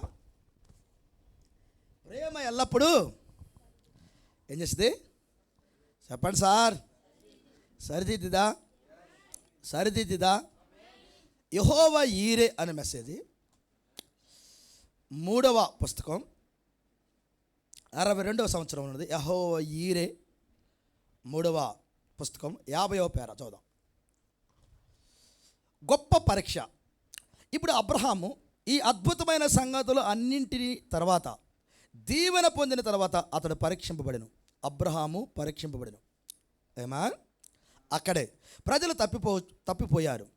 ఇప్పుడు బాగా వినండి, దీనిని తప్పిపోవద్దు. బైబిల్ చెప్పుచున్నది, దేవుని యొద్దకు వచ్చు ప్రతి కుమారుడు తప్పక శిక్షించబడాలి, కొరడాతో కొట్టబడాలి. మరియు మనము ఆ శిక్షలను తట్టుకొనని ఎడల మనం దుర్బీజులం అవుతాం, దేవుని పిల్లలము కాం. మన విశ్వాసం ఎలా ఉండునని మనము చెప్పితమో ఆ రీతిగా ఉండదు. అది రుజువు చేస్తుంది. మనము కలిగి ఉన్నామని చెప్పుకునేది మనం ఇంకా పొందలేదు. ఇప్పుడు మనం కొంత మంచి కాలువ నిజంలోనికి వెళ్ళుచున్నాము. కాలువ నిజం అంటే మంచి ప్రార్థన. మండించారు కాలువ నిజంలో ఒక మంట. ప్రవక్త అంటాడు, మరొక కాలువ నిజం నేను చూడాలనుకుంటున్నాను అంటాడు ఆయన. కాలువ నిజంలో ఉన్నవారు, జాన్ వెస్లీ కాలంలో ఉన్నవారు, ఆ తర్వాత చార్లెస్ పిన్ని కాలంలో ఉన్నవారు, వీళ్ళంతా ప్రార్థన మండించారు. ఆమేన్, హల్లెలూయా. ఓకేనా? ఇప్పుడు మనం కొంత మంచి కాలం నిజంలోనికి వెళుచున్నాం కాబట్టి మనము దానిని కనిపెట్టాలి. ఇప్పుడు గమనించండి, దేవుని యొద్దకు వచ్చి ప్రతి కుమారుడు తప్పక శిక్షించబడాలి. కొరడాతో కొట్టు అను మాటకు అర్థము అతనిని ముక్కలుగా కోసి ప్రతి ఆచారమును అతనిలో నుండి బయటకు నెట్టివేయటం. కొరడాలతో కొట్టడం అంటే అర్థం ఏంటంటే అతన్ని ముక్కలుగా కోసి అందులో ఉన్న ప్రతి ఆచారమును, కోరికను, పద్ధతులు, ఏదైతే అలంకరణ ఉందో అదంతటిని మొత్తం బయటికి లాగటం. అదే కొరడాలతో కొట్టడం అంటే అర్థం అన్నాడు. Praise the Lord. అదంతా బయటికి నెట్టివేయడం. చూడండి, అతను దేవుని కుమారుడు కాదు అని పరీక్షించడం మగును. దీవెన పొందిన తర్వాత అబ్రహాం పరీక్షింపబడ్డాడు. వాస్తవానికి పరీక్షలు ఎప్పుడు వస్తాయి అంటే దీవించబడిన తర్వాత వస్తాయి. దీవెనలకు ముందర ఆ పరీక్షలు, దీవెనలు వచ్చిన తర్వాత వస్తాయి. ఓకే, మనకు దేవుళ్ళు వచ్చినాయా? ఈ కాలపు వర్తమానమే మన దీవెన. వచ్చిందా దీవెన? అంటే మన పరీక్షలో ఉన్నట్టేనా? Praise the lord. నీకు తెలిసినా తెలియకపోయిన పరీక్షలో ఉన్నావంతే. కృప కలుగును గాక. ఈ వర్తమానం యాక్సెప్ట్ చేసావంటే నీకు దీవెన వచ్చేసింది. పరీక్షలో ఉన్నావంతే.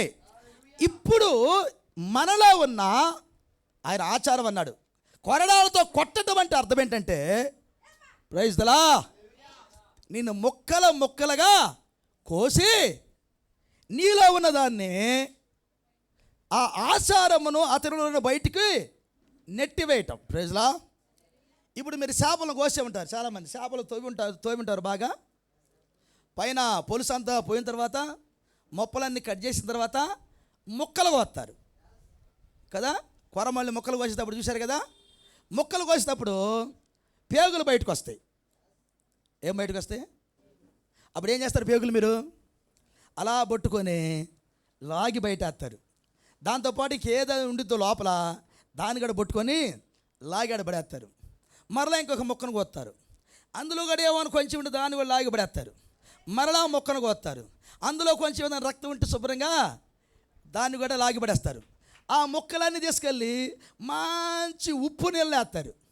శుభ్రంగా మరొకసారి కడుగుతారు. ప్రైజ్లా. ఆ ముక్కలను తీసుకెళ్ళి ప్రైజ్లా ఆ ముక్కలు తీసుకెళ్ళి మజ్జిగలో వేస్తారు. వేస్తారా? వాసన పోవడానికి వేస్తారు సార్. అందులో కూడా కొంచెం కడుగుతారు. దాన్ని తీస్తారు. దేవునికి స్తోత్రం.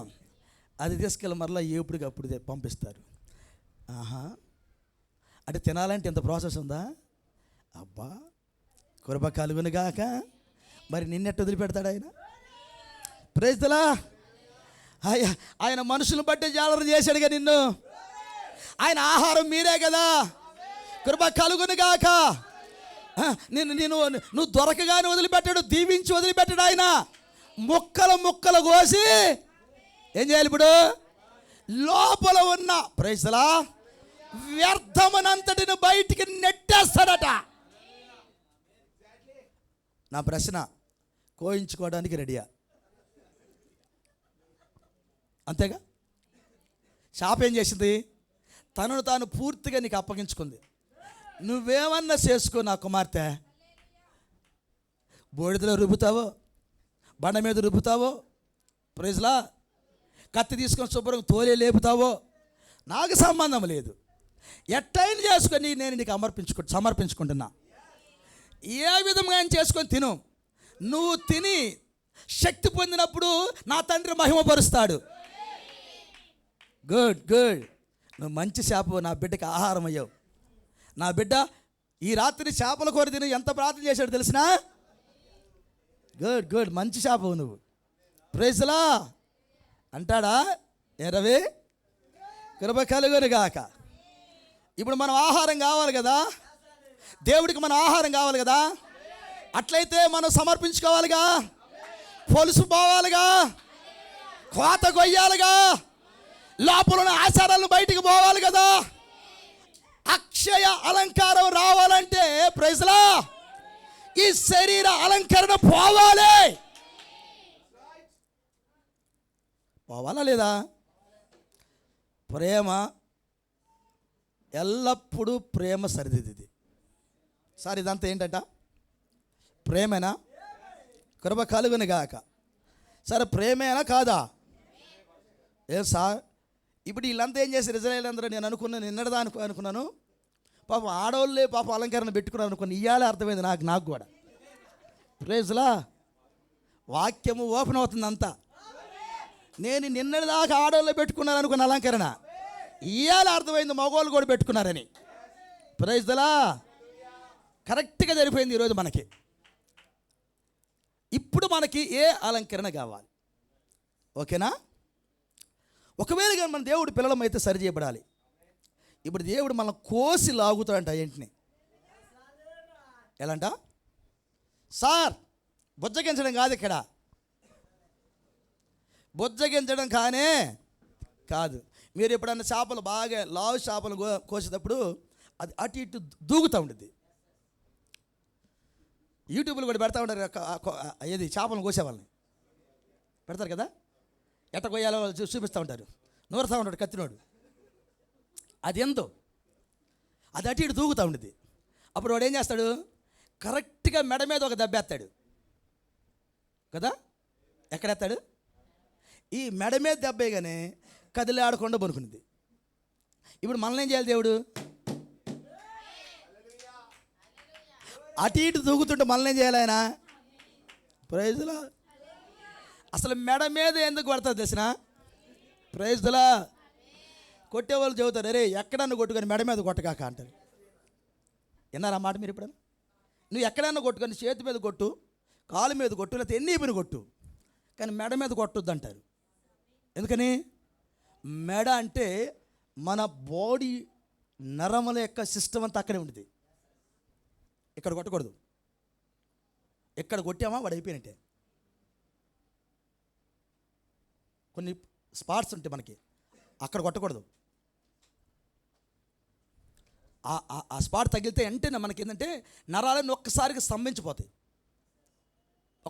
ఒకే దెబ్బకి ఇంకేం కనపడవు మనకి. కళ్ళు బయర్లుగా పడిపోతాం. ఆ పాటలు కొట్టకూడదు అనమాట. కొన్ని పాటలు అండి బాడీలో మనకి చెప్తారనమాట. ఆ పార్ట్స్ దగ్గర కొట్టకూడదు. శిక్షించేటప్పుడు ఎప్పుడు కూడా ఎన్ని మీద కాళ్ళకు అట్లా ఆ దెబ్బలో మానిపోయే ప్లేస్లో కొడతారు, అంతేకాని ఎక్కడ పడితే అటు కొట్టరు. కరెక్ట్గా మెడ మీద కొట్టామంటే ఇక లేదు, జీవం ఆగిపోయింది అక్కడ. ప్రైజ్లా. ఇప్పుడు యేసుప్రభు నేను ఎక్కడ కొట్టాలనుకుంటున్నాడు? ఆమేన్. కొట్టకపోతే మాట వినదట్లేవు కదా. కొట్టడం కదా, అసలు కొయ్యాలంటున్నాడు ఆయన. ఈ కాల ప్రవక్త అన్న మాట ఏంటంటే కొయ్యాలట. అదేనా నేను చదివానయ్యా? కొయ్యమన్నాడు ఆయన. ముక్కల ముక్కలుగా కోసి నీలో ఉన్న ఆశాలను బయటికి నెట్టాలంట. అబ్బా, దానికి సమర్పించుకున్నారా? అయ్యా కొయ్యయ్య నన్ను. సమర్పణ జరిగిందా? కోపించుకోవాలంటే మరి సమర్పించుకోవాలిగా. ఆపరేషన్కి వెళ్ళే ముందుగా ఆపరేషన్ చేయించుకోవడానికి డాక్టర్ దగ్గరికి వెళ్ళి మనం ఒక డ్రెస్ వేస్తారు, మనకు ఒక డ్రెస్ వేస్తారు. ఆ డ్రెస్ ఏంటి? లోపల మన డ్రెస్ ఉండదు, వాళ్ళ డ్రెస్ అది కదా. మనకి ఒక డ్రెస్ వేసి శుభ్రంగా వెళ్ళేటప్పుడు సంతకం పెట్టమ్మా అంటారు కదా. తెల్లటి కాగితం మీద సంతకం కూడా పెట్టిస్తారు. దాని అర్థం ఏంటి? చచ్చిపోయేదానికి నీకు సంబంధం లేదు, నాకే సంబంధం. కోపించుకుంటుంది నేనే కాబట్టి నువ్వు కొయ్యి. ఒకవేళ చచ్చిపోతే నీకు సంబంధం లేదు, నాకే సంబంధం, అది దానికి నేనే బాధ్యుణ్ణి అని సంతకం పెట్టిన తర్వాత కోస్తారు మనల్ని. అప్పుడు దా గొయ్యరు. నేనేమన్నా సంతకం పెట్టావా? ఏం సామ్రాజ్యమా? సంతకం పెట్టావు యేసుప్రభు వారి దగ్గర. ప్రైజ్లా, హల్లెలూయా. సంతకం పెడితే ఆపరేషన్ స్టార్ట్ అయింది ఇప్పుడు. హల్లెలూయా. సంతకం పెట్టకపోతే ఆపరేషన్ స్టార్ట్ కాదు. ఇక క్రీస్తు స్వరూపానికి రావాలంటే, అక్షయ అలంకరణకు ధరింపజేయాలంటే, ఇప్పుడు మృదువైన శరీరం రావాలంటే, గుణవంతిగా తయారవ్వాలంటే ఆపరేషన్ స్టార్ట్ అవ్వాలి. ప్రకటన గ్రంథం 3వ అధ్యాయం 19వ వాక్యం చదువుదాం. ప్రకటన గ్రంథం 3:19. నేను ప్రేమించు వారిని అందరినీ గద్దించి శిక్షించుచున్నాను గనుక నువ్వు ఆసక్తి కలిగి. ఎవరిని శిక్షిస్తున్నాడు దేవుడు? ఎవరిని ప్రేమిస్తున్నాడో వారినే శిక్షిస్తున్నాడు. సరిచేసేది ఎవరిని? దేవుడు ఎవరిని ప్రేమిస్తున్నాడు వారినే సరిచేస్తాడట.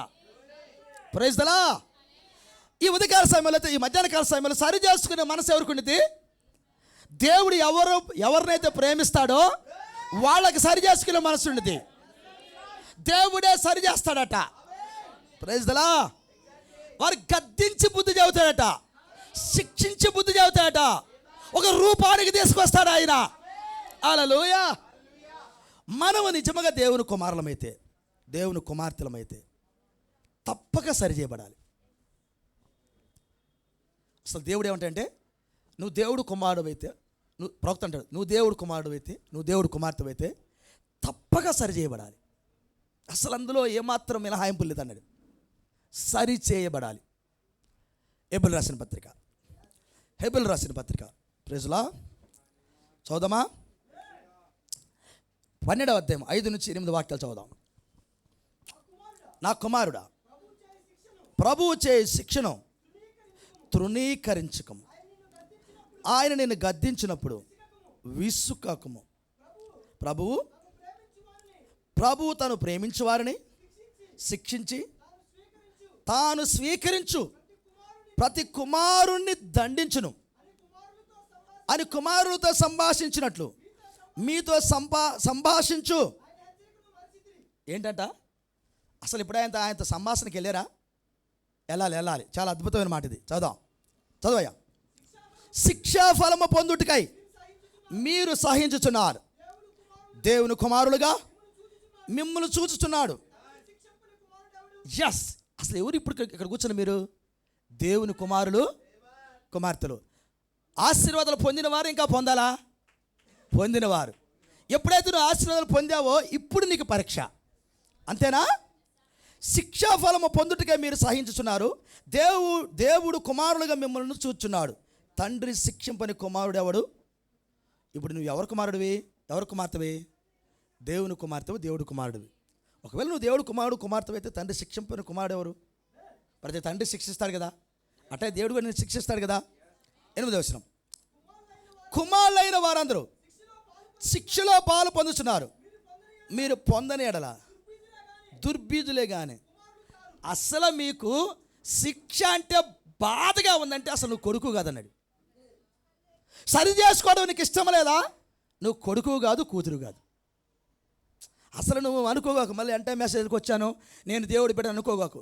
సరి చేసుకునే మనసు లేదా, నువ్వు దుర్బిజుడివే. దిద్దుబాటు చేసుకునే మనసు లేదా, నువ్వు దుర్బిజుడివే. ప్రజలా, ఇది దిద్దుబాటు చేసుకునే సమయం. ప్రేమ సరిదిద్ది అన్నాడు ఆయన. అసలు వాస్తవానికి ఏం టైం సార్ ఇది? ఏం టైం? కుమారులైన వారందరూ శిక్షలో పాలు పంచున్నారు, మీరు పొందని ఎడల దుర్బుజులే కానీ కుమారులు కారు. ఇప్పుడు మనకి శిక్షలో పాలు పంపులు అవసరమా కాదా?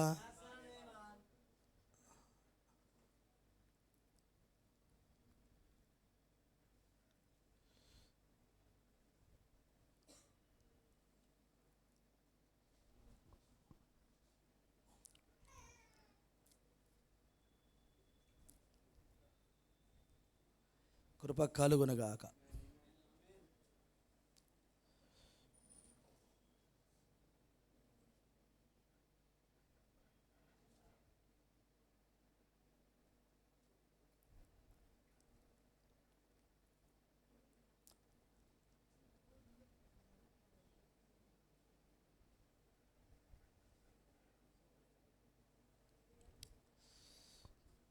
ఓకే, ఒక కోడ్ చదువుదాం. అక్కడ మీరు ఒక కోడ్ చదవచ్చు. మీరు హబ్లో ఒక కోడు, అతని కొరకు నేను అంగీకరించదను మెసేజ్లో 23వ పేర.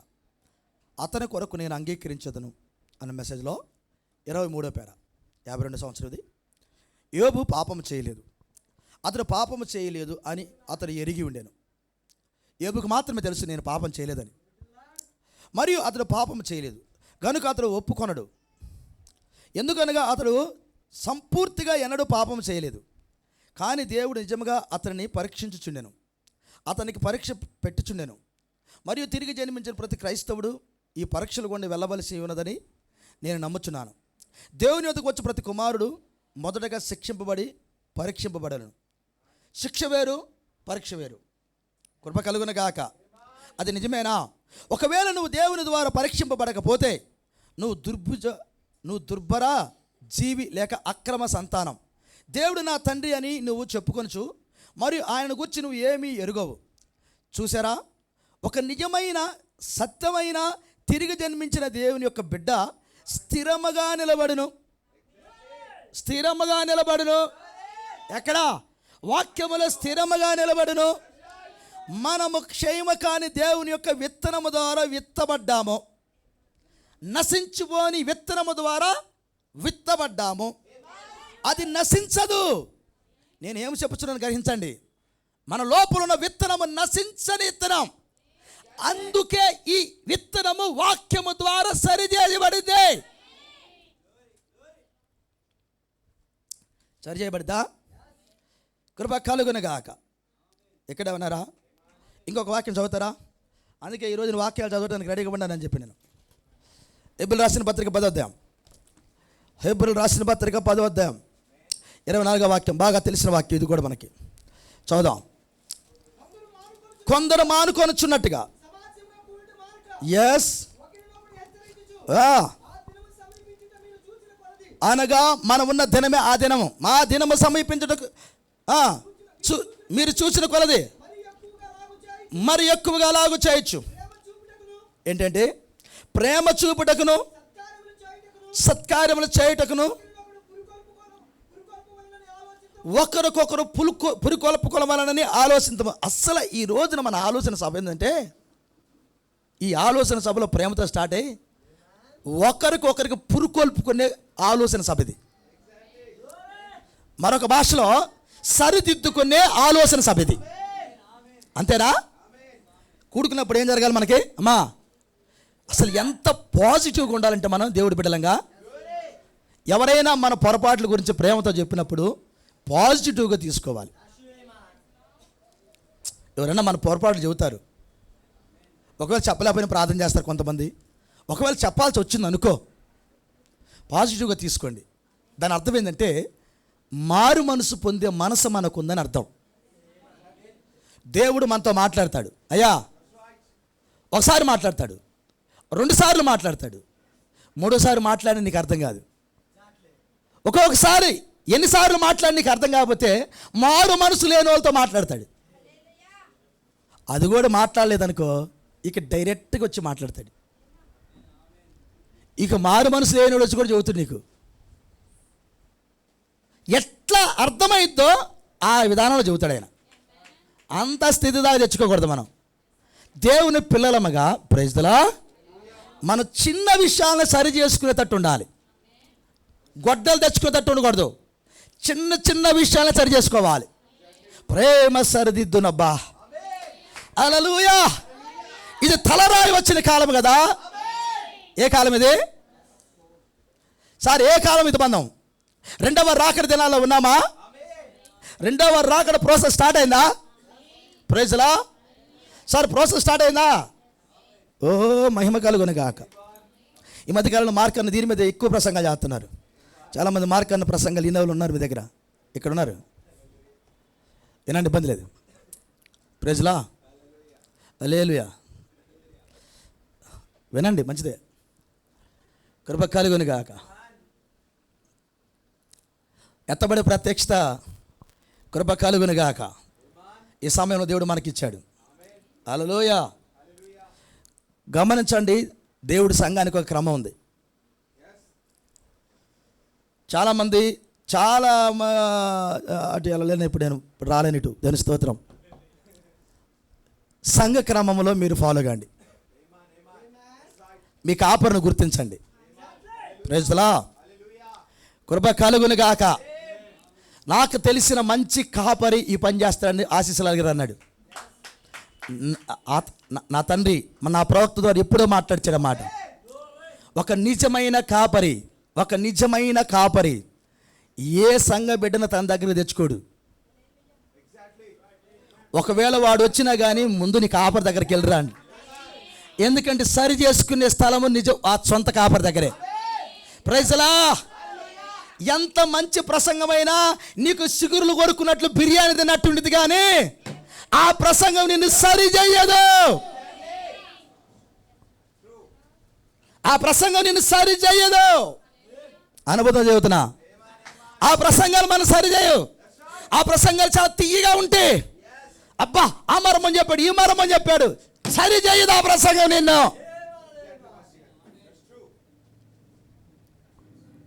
నేను అంటున్నాను, వినండి, ప్రత్యక్షత కావాలి మనకి. ఒకలే కాదు, మన చక్కని మార్గంలో ఉన్నవారు ప్రసంగాలు వినండి. మార్గం తప్పిన వాళ్ళు వినగాకండి. ఇది ఒకటి ఉంది పెద్ద సమస్య ఇక్కడ. అన్ని ప్రసంగాలు వినమని నేను చవట్లా, నేను అనుమతి ఇవ్వను. అయ్యా ఎవడు పడితే వాడు ప్రసంగాలు వినగాకండి. ఆన్ చేసుకుంటే ఇది నిజమన్నట్టు వెళ్ళిద్ది లోపలికి. నెట్ ఉందని ఆన్ చేసావా? ఇంటర్నెట్ లేకపోతే వైఫై ఫ్రీగా వస్తుంది.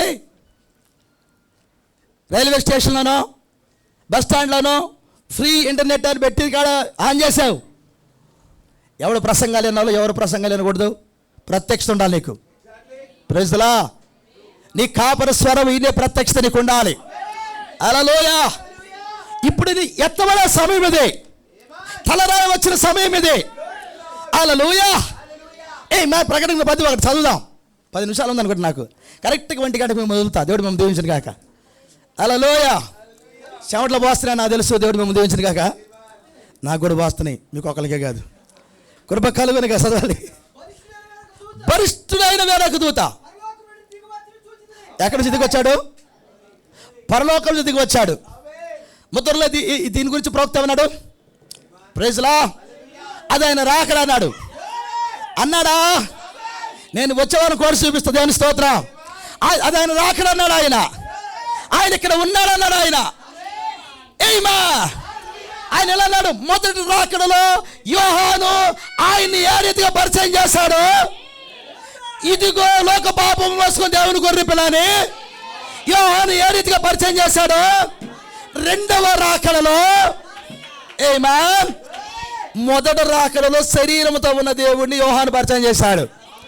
రెండవ రాకడలో ఆత్మలో ఉన్న దేవుణ్ణి, ఆత్మగా ఉన్న పెళ్లి కుమారుని, వాక్యముగా ఉన్న పెళ్లి కుమారుని పరిచయం చేయటానికి ఏడవ దూత ఏలియా మన యొద్దకు వచ్చాడు.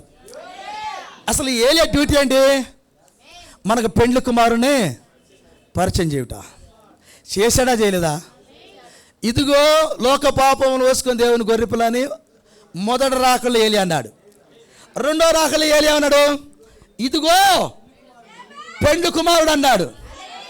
ఇదిగో పెండ్లి కుమారుడు అప్పుడు స్వరం ఎవరికి వినబడింది? అందరికి వినబడలా, పెళ్లి కూతురికి వినబడింది. పెళ్లి కూతురికి వినబడింది. ఏమా ఇప్పుడు సరి చేసుకునేది ఎవరు? ప్రకటన 10:1 పరిపూర్ణమైన ప్రేమ దిగొచ్చింది. నిజమేనా? ప్రకటన 10:1 ఏం దిగొచ్చింది? పరిపూర్ణమైన ప్రేమ. ఇప్పుడు ఈ ప్రేమ ఏం చేయాలి? నిన్ను దిద్దాలా లేదా? ఏమ్మా దిద్దాలా లేదా? ఏం వార్తమ్మా? అర్థమవుతుందా వాక్యం? దిద్దాలా లేదా? ఈ వర్తమానం మనల్ని ఏం చేయాలి? ఈ వర్తమానం మనల్ని ఏం చేయాలి? సరిదిద్దటం అంటే ప్రజలా వేరు చేయటం. వేరు చేయటం. శుభ్రం కడిగి మంచి కాయలన్నీ వదిలినా కుళ్ళిపోయిన కాయలను వదిలిన పెడుతున్నాను అనుకో, దాని అర్థం ఏంటి? వేరు చేస్తున్నావు. ఇప్పుడు వర్తమానం వచ్చి ఏం చేస్తుంది? వేరు చేస్తుంది. వేరు చేస్తుందా? ఇదిగో పెండ్లి కుమారుడు ఆయన అర్ధరాత్రి వాళ్ళకి ఆకవేస్తే ఇప్పుడు పెళ్లి కుమార్తె ఆయన దగ్గరికి వెళ్ళింది. పెళ్లి కుమార్తె కాని వాళ్ళేమో నూనె అయిపోయింది అన్నారు. ప్రైజ్లా. ఒకవేళ ఇప్పుడు పెళ్లి కుమారుడు అని గుర్తించిన వ్యక్తి ఇప్పుడు చేసే డ్యూటీ ఏంటి? తలరాయి ప్రేమ వచ్చింది. వచ్చిందా? తలరాయి ప్రేమ వచ్చిందా? ఏం సార్ చెప్పరు? ప్రైజ్లా. ప్రకటన 10:1 ఆయన మేఘం ధరించుకుని భూమి మీదకి దిగాడు. దిగాడా? చెప్పరేం సార్ దిగాడా? దిగాడా? ఆయన ముఖము సూర్యబింబం వలె ఏనట్టుంది? ఆయన ముఖం ఎలా ఉంది? పెద్ద చెప్పండి సార్. ప్రకటన గ్రంథం 1వ అధ్యాయంలో యోహాను గారు పద్మస్ దీపంలో దర్శనం చూసినప్పుడు ఆయన ముఖం ఎట్టుంది? ఆయన ముఖం ఎట్టుంది? చెప్పండి సార్. చెప్పబోతే చదవండి సార్ ఒకసారి. ప్రేజల ప్రకటన గ్రంథం 1వ అధ్యాయము అయ్యా చదవండి. 14-15 వర్షం కానీ చదువు. చదువు ఆయన ముఖం అనేది ఒక మాట చదువు.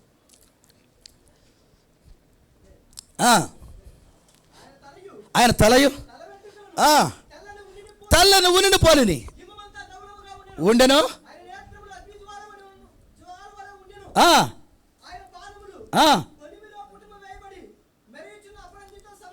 ఎస్ ఎస్ చదువు.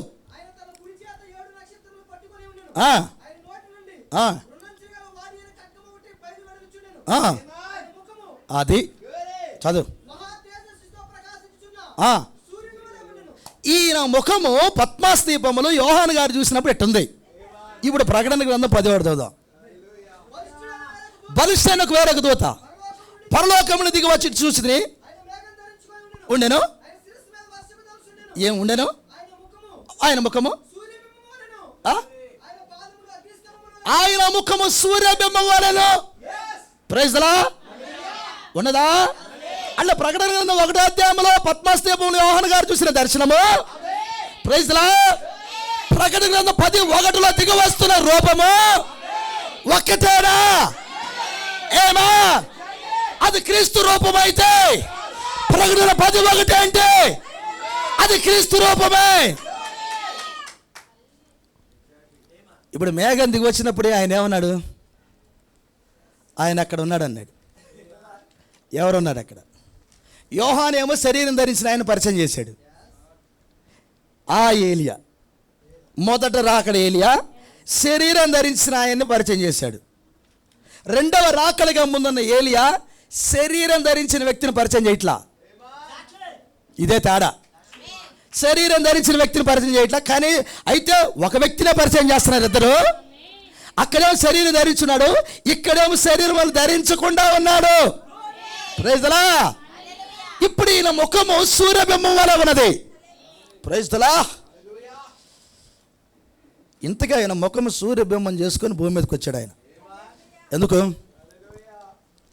వాస్తవానికి ఏమొచ్చిందన్నాడు?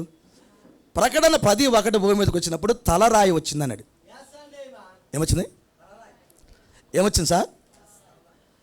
తలరాయిని అందరూ అంగీకరించరు కదా. తలరాయిని అందరూ తీసుకుంటారా? దిద్దుబాటు చేసుకున్న వాళ్ళకి తలరాయి, దిద్దుబాటు లేని వారికి తలరాయి అంటే ఏందో అర్థమైంది అంతవరకు మీకు? Praise the Lord. నేనేం చెప్పబోతున్నానంటే తలరాయి మనలను దిద్దుబాటు చేసేది. ఇప్పుడు దిద్దుబాటులో ఉన్నాం. అయ్యా ఎత్తబడే ముందుగా నిన్ను అసలు ముడత మచ్చ డాగు లేకుండా చేయాలి కదా ఆయన అంటుంది. అంతే కదండి? అట్లయితే ఇప్పుడు నిన్ను దిద్దుబాటు చేయాలా లేదా? వరుసకి తీసుకురావాలి లేదా? రక్తంలో కడగాల లేదా? Praise the Lord. ఇప్పుడు నేను ఎట్లా పడితే అటు బోధ చేయించేదానికి, ఎట్లా పడితే అటు వెళ్ళేదానికి అనుమతిస్తాడు ఆయన? ఇస్తాడా? ఇవ్వడు కదా. ఇప్పుడు కల్తీ లేని విత్తనాలు రావాలి ఇప్పుడు కదయ్యా. ముందు నీతీకరణ, ఆ తర్వాత శుద్ధీకరణ, ఆ తర్వాత పరిశుద్ధాత్మ. వాటి అర్థాలేంటి? అయ్యా నీతీకరణ కొంచెం ఇంటికి వెళ్ళిన తర్వాత ధ్యానం చేయండి. క్రొత్త జన్మలో ఈ 3 జరుగుతాయి అన్నాడు. ఒకటి నీతీకరణ అనగా వాక్యాన్ని అంగీకరించాం, పూర్తిగా దేవుడికి సమర్పించుకున్నాం, దాన్ని నీతీకరణ అన్నాడు. Praise the lord. నీతీకరణ జరిగిన వ్యక్తికి ఇక శుద్ధీకరణ జరిగింది, ఇక పరిశుద్ధాత్మ బాప్తిసం జరిగింది. ఇందులో ఒక చిన్న తేడా ఏంటంటే, జన్మ ఆధ్యాత్మికంగా జరిగినప్పుడు, క్రొత్త జన్మ జరిగినప్పుడు ఆ తర్వాత నీ సొంత ఆలోచనలు ఉండవు. క్రొత్త జన్మ జరిగిన తర్వాత సొంత ఆలోచనలు ఉండవు. సొంత ఆలోచనలు ఉన్నట్లయితే ఆధ్యాత్మికంగా ఎదగవు, అట్టాగే ఉంటావు. ఓపెన్ అవ్వాలి.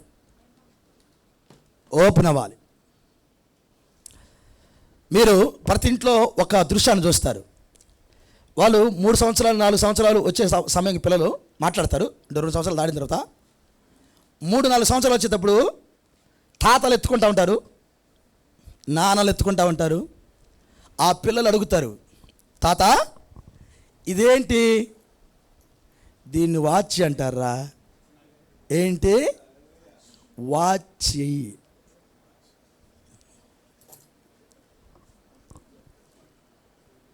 వాడు దానికి వెళ్ళాడు, చూస్తాడు, అటు కారు పోతుంది. తాత అదేంది? దాన్ని కారు అంటారా? అవునా, అది కారు. మీకు సంగతి తెలిసిన, వాడికి ఏం చెప్పినా లోపలికి వెళ్తానే ఉంటాయి.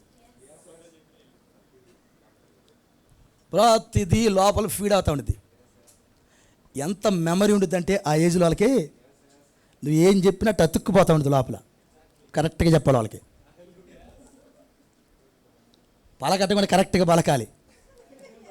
కారో కాదో అన్నావు అనుకో, వాడు అదే అనుకుంటాడు, కారో కాదు అని అంటున్నాడు. కరెక్ట్, ఇది కారు,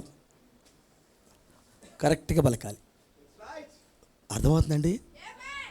అంటే పుట్టిన బిడ్డ అతను ఏం చేస్తాడంటే తన తాతనో తన తండ్రినో అడుగుతూ ఉంటాడు, ఇదేంటి ఇదేంటి ఇదేంటి అని. ఆధ్యాత్మిక పుట్టిన తర్వాత నువ్వెవరిని అడగాలి?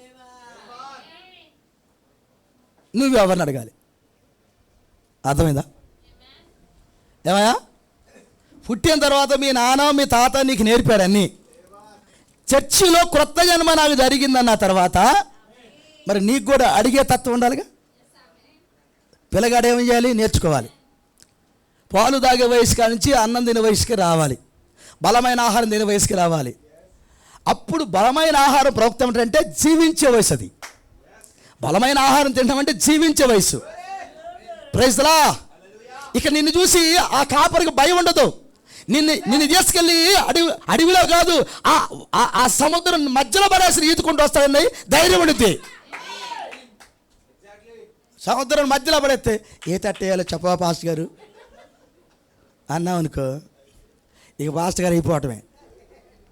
ఇక నిన్ను తీసుకెళ్ళి సముద్రంలో పడేసి ఈద రాయ్యా అంటే ఏ తట్టేయాలి చెప్పు పాస్టర్ గారు అంటే ఇక ఎటువంటి దెబారం అంతా. అందుకే అడిగి నేర్చుకోమన్నాడు. ఏమన్నాడు? అసలు ఈ లక్షణం మీకు ఉందా? నేను దాని కొరకు మాట్లాడాను. తిరిగి జన్మించిన వాడు అడిగి తెలుసుకునే విధానమే వయసులో ఎదగటం. అసలు నువ్వేం అడగట్లేదు అనుకో, నువ్వు అసలు ఇంక జన్మించలా. నాకు అంతా తెలుసులే. పిల్లగాడికి నీకేడ తెలిసింది? ఏదో ఒకటి అనుకున్నాను దీన్ని.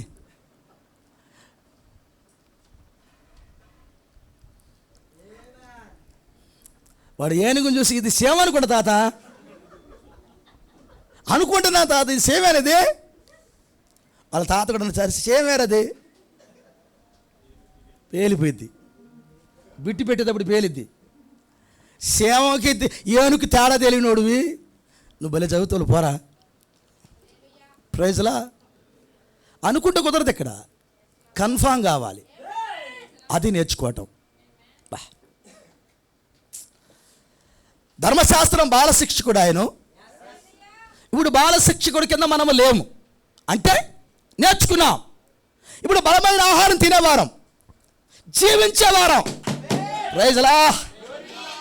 అసలు తలరాయి వచ్చింది నీకు బాలశిక్షకుడు ఆనయ్య ఈ అనయ్య అని చెప్పడానికి వచ్చింది. తలరాయి వచ్చింది దానికోసం కాదు. ఇక ఆనయ్య ఈ అన్నయ్య ఇట్టదిద్దయ్య అట్టదిద్దయ్య అని చెప్పడానికి తలరాయి వచ్చి సుఖం ఏముంది? తలరాయి మచ్చలు డాగులు కొంచెం కడగటానికి వచ్చింది. అది తలరాయి అంటే. నిన్ను పైకెట్ట నెట్టడానికి వచ్చింది. ప్రైజ్లా. ఇలా దీన్ని జయించని చెప్పడానికి వచ్చింది. ఇలా ప్రభుత్వం ఇలా నడువని చెప్పడానికి వచ్చింది. ఆమేన్.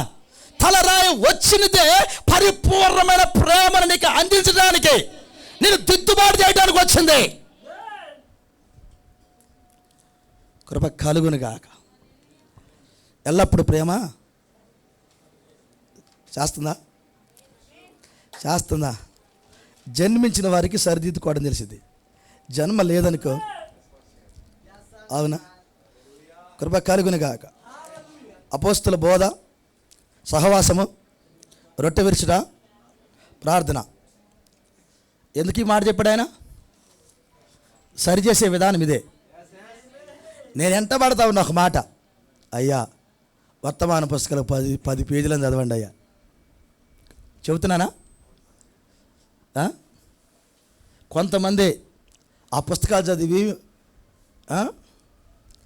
వాట్సాప్ గ్రూప్లో పెడతా ఉంటారు కదా. వాట్సాప్ గ్రూప్లో మీకు అందరూ తెలుసు, వాట్సాప్ గ్రూప్లో ఎవరెవరు పెడుతున్నారు ఎక్కువగా, అవునా? చదువుని పిల్లలు పెడతా ఉన్నారు. కనీసం నువ్వు పెట్టకపోయినా ఆమెనని చెప్పు చదివి. ఆమేన్. హల్లెలూయా. అర్థమవుతుందండి? కృప కలుగునుగాక. ఓ బ్రదర్ ఫోన్ చేశారు, ఎవరో ఒక సిస్టర్ గారు బాగా పెడుతుంది, బాగా యాక్టివ్గా ఉంది సిస్టర్ గారు అంటుంది. ప్రైజ్లా. ఎవరు ఆ సిస్టర్ గారు బాగా మెసేజ్లు పెడుతుంది, చాలా యాక్టివ్గా ఉంది మెసేజ్లో అని. నా భలే ఆనందం వేసింది ఆ మాటని. కానీ అందరూ అట్టాగా ఉండాలి, అందరూ అట్లాగే ఉండాలి, యాక్టివ్గా ఉండాలి, వర్తమానంలో యాక్టివ్గా ఉండాలి. ప్రైజ్లా. వ్యర్థమైన వాటిని చదివేదానికంటే కృప కలుగునుగాక. ఈ కాలము ఎలా ఉందో తెలిసిన ప్రవక్త ఒక మాట అంటాడు, దేవుడు మిమ్మల్ని దీవించునుగాక. సార్ ఏడే ఉన్నారా? కృప కలుగునుగాక.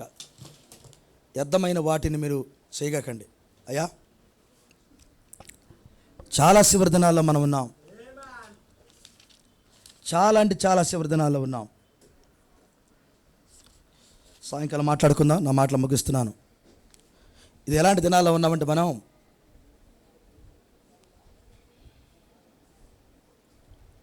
చూడకూడనటువంటి అసహ్యమైన కార్యక్రమములను మీరు చూస్తున్నారు. ఇది ఈ టైం. లోక సంబంధమగు పుస్తకములను చూస్తున్నారు. చదవకూడని చెత్తను చదువుతున్నారు. అవన్నీ నేను ఒక క్రైస్తవునిగా మార్చజాలవు. వినకూడని నీచమైన అసహ్యమైన దుష్ట పరిహాసపు మాటలను వినుచున్నారు. పురుషుడు మరియు స్త్రీలకు మీరు వాటిని ఆలకించకూడదని మీకు తెలుసా? మాట్లాడకూడని మాటలు నువ్వు నీ నోట ద్వారా మాట్లాడకూడదని నువ్వు ఎరగవలయను. అందు నిమిత్తం నువ్వు సిగ్గుపడవలేను. అవి మిమ్మల్ని ఒక పాపిగా చేయుచున్నవి. వాటిని మీరు విడిచిపెట్టవలేను. అవి చేయకూడని పాపములై ఉన్నవి. కాలము ఇలా ఉందని చూశారు ప్రవక్త. చెప్పు, ఎలా ఉండాలి? ఎలాంటి మాటలు చదవాలి? నువ్వు ఇప్పుడు ఎలాంటి పుస్తకాలు చదవాలి? ఎందుకు వర్తమాన పుస్తకాలు మీకు ఇచ్చింది? చదవండి అయ్యా. నీ జీవితాన్ని బాగు చేసే పుస్తకాలు ఇవి. వర్తమానాలు చదవండి. ప్రేమ సరిదిద్ది. ఈ వర్తమాన పుస్తకాలని ప్రేమ సరిదిద్ది, మిమ్మల్ని చక్కబెట్టిద్ది. మిమ్మల్ని దేవుని స్తోత్రం. మంచి మృదువైన సాధువైన అలంకరణ మీకు ఇస్తవి. Praise the lord. అంతరంగ అలంకరణతో నిండిద్ది. ప్రభుకి ఇష్టమైన బిడ్డలుగా మీరు ఉంటారు. ప్రభు మిమ్మల్ని దీవించును గాక. తల వంచుతా ప్రార్థన చేద్దాం. తలలు వంచుదాం. అందరు తల వంచుదాం. కృప కలుగును గాక.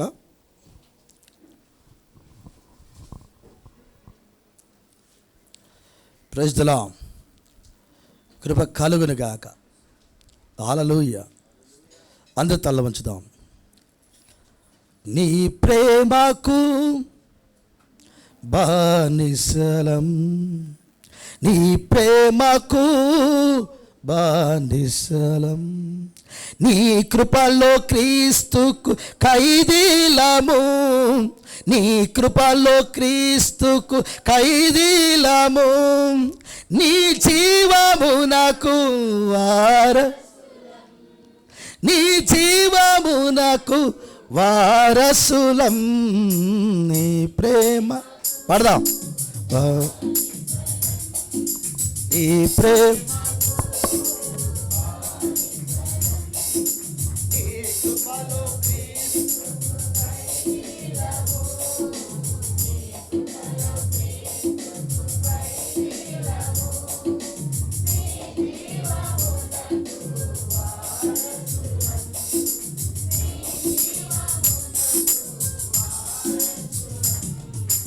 నీ ప్రేమకు ఏలియాలో ఎలీషాలో గిద్యోనులో, ఏలియాలో ఎలీషాలో గిద్యోనులో, దావీదులో పరిపూర్ణులం, యుద్ధావి ఆత్మలో పరిపూర్ణులం, యుద్ధవీరులం. నీ ప్రేమకు బానిసలం, నీ ప్రేమకు, నీ కృపలో క్రీస్తుకు ఖైదీ. Yes lord. నీ కృపలో ఖైదీలో మనం. నీ జీవమునకు, ఎస్, ఈ జీవమునకు వారసులము. నీ ప్రేమకు, నీ ప్రేమకు బానిసలం, నీ కృపలో క్రీస్తుకు ఖైదీలము, నీ కృపలో క్రీస్తు ఖైదీలము, నీ జీవమునకు వారసులం, నీ జీవమునకు వారసులము, నీ ప్రేమకు, నీ ప్రేమకు బానిసలం. అవును, ప్రేమ సరిదిద్దుది. అయ్యా, ఇది ప్రేమ వర్తమానం. సరిదిద్దుకునేది దేవుని కుమారులు కుమార్తెలు. కొత్తగా జన్మించిన పిల్లలు సరిదిద్దుకుంటారు. అయ్యా, మీ ఒంటి మీద వాక్యమే కనబడాలి, నీ ఆలోచన వాక్యమే కనబడాలి, అంతరంగముల వాక్యం కనబడాలి. అది అక్షయమైన అలంకారం, దేవునికి ఇష్టమైన అలంకరణ, అది విలువైన అలంకరణది, చక్కని అలంకరణ ఈ వాక్యము ద్వారా మనకు దేవుడు ఇవ్వాలనుకున్నాడు.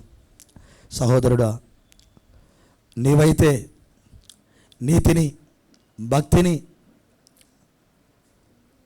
ఆయన అంటున్నాడు విశ్వాసమును, ఓర్పును, సాత్వికమును సంపాదించుకోవడానికి పోరాడమన్నాడు ఆయన. సహోదరుడా, ఇది భక్తి సంపాదించుకునే సమయం, నీతిని సంపాదించుకునే సమయం, విశ్వాసాన్ని సంపాదించుకునే సమయం, ఓర్పు కలిగే సమయం, సహనము కలిగి, సాత్వికము కలిగి, క్రీస్తు కొరకు జీవించే సమయం ఇది. పోరాడే సమయం, సరిదిద్దుకునే సమయం ఇది. ఏదన్నా చిన్న పొరపాట్లను సరిదిద్దుకుందాం. అయ్యా అయ్యా ఎన్నో గొప్ప గొప్ప వాక్యాలు విన్నాము. మన పితరులు చనిపోవడానికి కారణము కూడా మనం ఎన్నో విషయాలు చదివాం.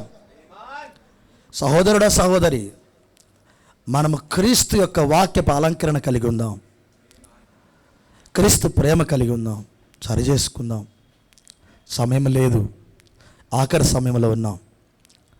సరి చేసుకున్న పిల్లలను, సరిదిద్దుకున్న పిల్లలను, వాక్యముగా మారిన పిల్లలను, వాక్యపు అలంకరణ కలిగిన పిల్లలను తీసుకుని వెళ్ళటానికి ప్రభువైన యేసుక్రీస్తు వారి కడబోరుతో మనతో ఉండబోతున్నాడు. మన ఆవలగట్టుకి తీసుకెళ్ళబోతున్నాడు. మనము వాక్యానికి లోబడదాం. ఏమైనా చిన్న చిన్న లోపాలను సరి చేసుకుందాం. సరి చేసుకునే వాళ్ళు గొప్పవారు. దుష్టుడు మరణమందుడు చేత ఏమాత్రం నాకు సంతోషం కలుగునా? కలగదు. అతను తన ప్రవర్తన దిద్దుకొని బ్రతుకుడే నాకు సంతోషం. దిద్దుకుందాం, ప్రవర్తనను దిద్దుకుందాం. ఏదైనా పొరపాట్లుంటే వాటిని సరిదిద్దుకుందాం. ఏదైనా చేయకూడని కార్యాలు చేస్తుంటే సరిదిద్దుకుందాం. చూడని దృశ్యాలు చూస్తుంటే సరిదిద్దుకుందాం. పాపమును ఒప్పుకుందాం, రక్తములో కడుక్కుందాం, దిద్దుబాటు చేసుకుందాం. ఒక మాట మాట్లాడాలంటే దిద్దుబాటు చేసుకున్న తర్వాత మాట్లాడన్నాడు ఆయన. ఒక సాక్ష్యం చెప్పాలంటే దిద్దుబాటు చేసుకున్న తర్వాత సాక్ష్యం చెప్పు. సాక్షిగా ఉండాలంటే దిద్దుబాటు చేసుకో, దిద్దుబాటు చేసుకో. ప్రేమ సరిదిద్దుద్ది. ఈ తలరాయి ప్రేమ, ఈ తలరాయి ప్రేమ సరిదిద్దే ప్రేమ ఉన్నది. కృప మీకు తోడుగుండను గాక. ప్రార్థిద్దాం. నమ్మదగిన యేసయ్యా, పరిశుద్ధుడా, నీ వందనాలు. ప్రభువా, నీ కృప. ఇంకెక్కడ ఎవరైనా నీ పిల్లలుంటే, ఇక్కడ ఎవరైనా నీ పిల్లలుంటే, ఇంకా రక్షింపబడినటువంటి కృప చూపయ్య వారికి. అయ్యా, తీర్మానాలు తీసుకున్న వారు ఉంటే కృప చూపయ్యా. నీ కుమార్తెగా, కుమారుడుగా తగిన అర్హత లేని వారిగా ఉంటే వారికి కృప చూపాయి. ఇక్కడ మూసుకుపోయిన హృదయాలతో ఉంటే వారు సరిచేయబడి, వారి హృదయాలు తెరవబడి వాక్యమును తీసుకుని వెలుదురుగాక దేవా. సరిచేయబడుదురుగాక, సరిచేయబడుదురుగాక తండ్రి. దేవా, ఈ సమయంలో సరిచేయబడుదురుగాక. వారిని మందిరాలుగా ఉందురుగాకయ్యా, వారిని మందిరాలుగా ఉందురుగాకయ్యా. అయ్యా, కనికరించయ్యా, కనికరించయ్యా. చీకటిలో నుంచి ఆశ్చర్యకరమైన వెలుగులోనికి పిలిచిన వారి యొక్క గుణాతిశయములను ప్రసరము చేయి నిమిత్తం ఏర్పరచబడిన వంశమును, రాజులైన యాజక సమూహమును, పరిశుద్ధ జనమును, దేవుని సొత్తైన ప్రజలనే ఉన్నారు. ఒకప్పుడు కనికరింపబడక ఇప్పుడు కనికరింపబడ్డారు. ఒకప్పుడు దేవుడు ప్రజలే ఉండక ఇప్పుడు దేవుడు ప్రజలయ్యారు మీరు అని మాట్లాడావు తండ్రి.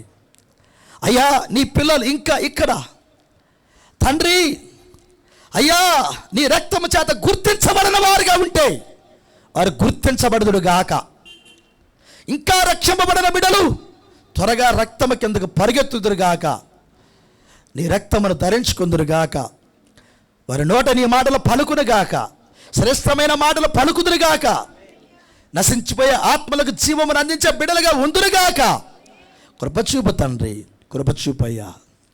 అయ్యా, మా ప్రవక్త అన్నాడు, మన పితరులు అంతగా చేశారు కదా, ఈ రక్షణ గురించి, ఈ రక్షణ ప్రణాళికలు మనం కొనసాగించలేమా? ఈ కార్యములు మనం చేయలేమా? ఆయన వాక్యమును మనం జరిగించలేమా అన్నాడయ్యా. రోషమ కలిగిన జీవితాలు మాకు కూడా వచ్చునుగాకయ్యా. మేము కూడా నిలబడదుముగాకయ్యా. మేము కూడా మాట్లాడదుముగాకయ్యా. సాక్ష్యం ఇచ్చుదుముగాక నాయన. రోషము కలిగి బ్రతుకుదుముగాక నాయన. వర్తమానం ఇదని మా జీవితముల ద్వారా సాక్ష్యం చెప్పుదుముగాక. నీ ఆత్మ ద్వారా మేము ఆ రీతికి నడిపించబడుదుముగాక. కృప చూపు దేవా తండ్రి. అపొస్తలుల బోధ, సహవాసం, రొట్టె విరిచిన ప్రార్థన ఈ అభిషేకం కింద నిత్యం తడుస్తూ ఉందముగాక. ఈ నీటి ద్వారా తడుస్తూ ఉందముగాక. మా అవయవాలను తడపబడునుగాక. దేవా తండ్రి నాయన, మేమందరం ప్రభువా నీతికరణలో శుద్ధీకరణ పరిశుద్ధాత్మ బాప్తిసం ద్వారా ఆ తలరాయి ప్రేమ చేత నింపబడుదుముగాక. ప్రార్థన ఆత్మచేత నింపబడుదుముగాక. నీ చిత్తమును జరిగించుదుముగాక. నీ పరీక్షలు మేము గెలిసే బిడలాగా ఉందుముగాక. అడ్డు కృపతో నింపమని తండ్రి. కూడిన బిడ్డలను, రాలేపోయిన పిల్లలను, లైవ్లోని పిల్లలను దీవించండి. ప్రతి మాటకి నీరు కట్టండి, ఫలింపచేయండి తండ్రి. అయ్యా, రేపటి దినం నైనా ఈ రాత్రికి ప్రభురాత్రి భజన ఉంది. 6-7 తారీఖుల మీటింగ్స్ ఉన్నాయి. 7-8 తారీఖుల మీటింగ్స్ ఉన్నాయి. కృప చూపు అద్భుతంగా జరుగునుగాక. దేవా, తల్లోంచి ప్రతి బిడ్డను దీవించండి. అయ్యా, రక్షింపబడిన వారు ఎవరైనా ఉంటే ఇప్పుడే వారు తీర్మానం తీసుకుందురుగాక. వారి హృదయాలు తాకబడునుగాక. వారి రక్తమును ఆశ్రయించుదురుగాక. రక్తము వెలుపల నాయన భద్రత లేదన్నావయ్యా. వారు భద్రతలోకి వచ్చుదురుగాక. అయ్యా, క్రీస్తు వెలుపల నరకం ఉందన్నావు. క్రీస్తు వెలుపల దుఃఖం ఉంది, అక్కడ పళ్ళు కొలుగుతుంది, అక్కడ వేదన ఉందన్నావు ప్రభువా. క్రీస్తులో ఉన్న వారికి ఏ శిక్షా విధి లేదన్నావు. ఇంకా లోపలికి రాని వారు లోపలికి వచ్చుదురుగాక. క్రీస్తులో గుర్తింపబడుదురుగాక. వాక్యంలో గుర్తింపబడుదురుగాక. అయ్యా, అట్టి దేవుని మా సంఘ బిడ్డలకు దయచేయమని, కూడిన బిడ్డలందరినీ దీవించమని, ప్రతి మాట మాలో నూరంతలుగా ఫలింపచేయమని, రాత్రికి ప్రభురాత్రి భోజనానికి మమ్మల్ని సిద్ధపరచమని, సమస్త ఘనత, మహిమ, ప్రభావాలు మీకే తెలియజేస్తూ, ఈ వర్తమానాన్ని బట్టి లెక్కింపలేని స్తోత్రము తెలియజేస్తూ, అయ్యా, మా హృదయాలను తాకినందుకు స్తోత్రములు, హెచ్చరించినందుకు స్తోత్రములు, సరిదిద్దినందుకు స్తోత్రములు. ఓ దేవా, మమ్మలను ముక్కలుగా కోసి మాలో ఉన్న లోకమును, మాలో ఉన్న కోరికలు, మాలో ఉన్న ఆచారమును, మాలో ఉన్న తప్పుడు బోధనలు, సిద్ధాంతములు, తప్పుడు అభిషేకములు బయటికి నెట్టమని వేడుచున్నాం. సమర్పించుకున్న దానికి ప్రభువా అటు దేవుని మాకు దయచేయమని తండ్రి. మమ్మల్ని అందరినీ కృపాహస్తములకు అప్పగించుకుంటూ సమస్త ఘనత, మహిమ, ప్రభావాలు మీకే తెలియజేస్తూ యేసుక్రీస్తు మీ నామమున అడిగి విడుచున్నాం తండ్రి. ఆమేన్. మన తండ్రి అయిన ప్రభువైన యేసుక్రీస్తు కృపా సమాధానం తల్లవంచిన మనకు రాలపని బిడ్డలకు, సకల పరిశుద్ధులకు, ఈ లైవ్లో దేవుని పిల్లలకు ఆయన సరిదిద్దే ప్రేమ ఎల్ల వేళల తోడై ఉండి నడిపించునుగాక. Amen, amen. Praise the lord. God bless you. ప్రేమ సరిదిద్ది, ఆ సరిదిద్దే ప్రేమ మీతో వచ్చునుగాక. Amen. God bless you. God bless you.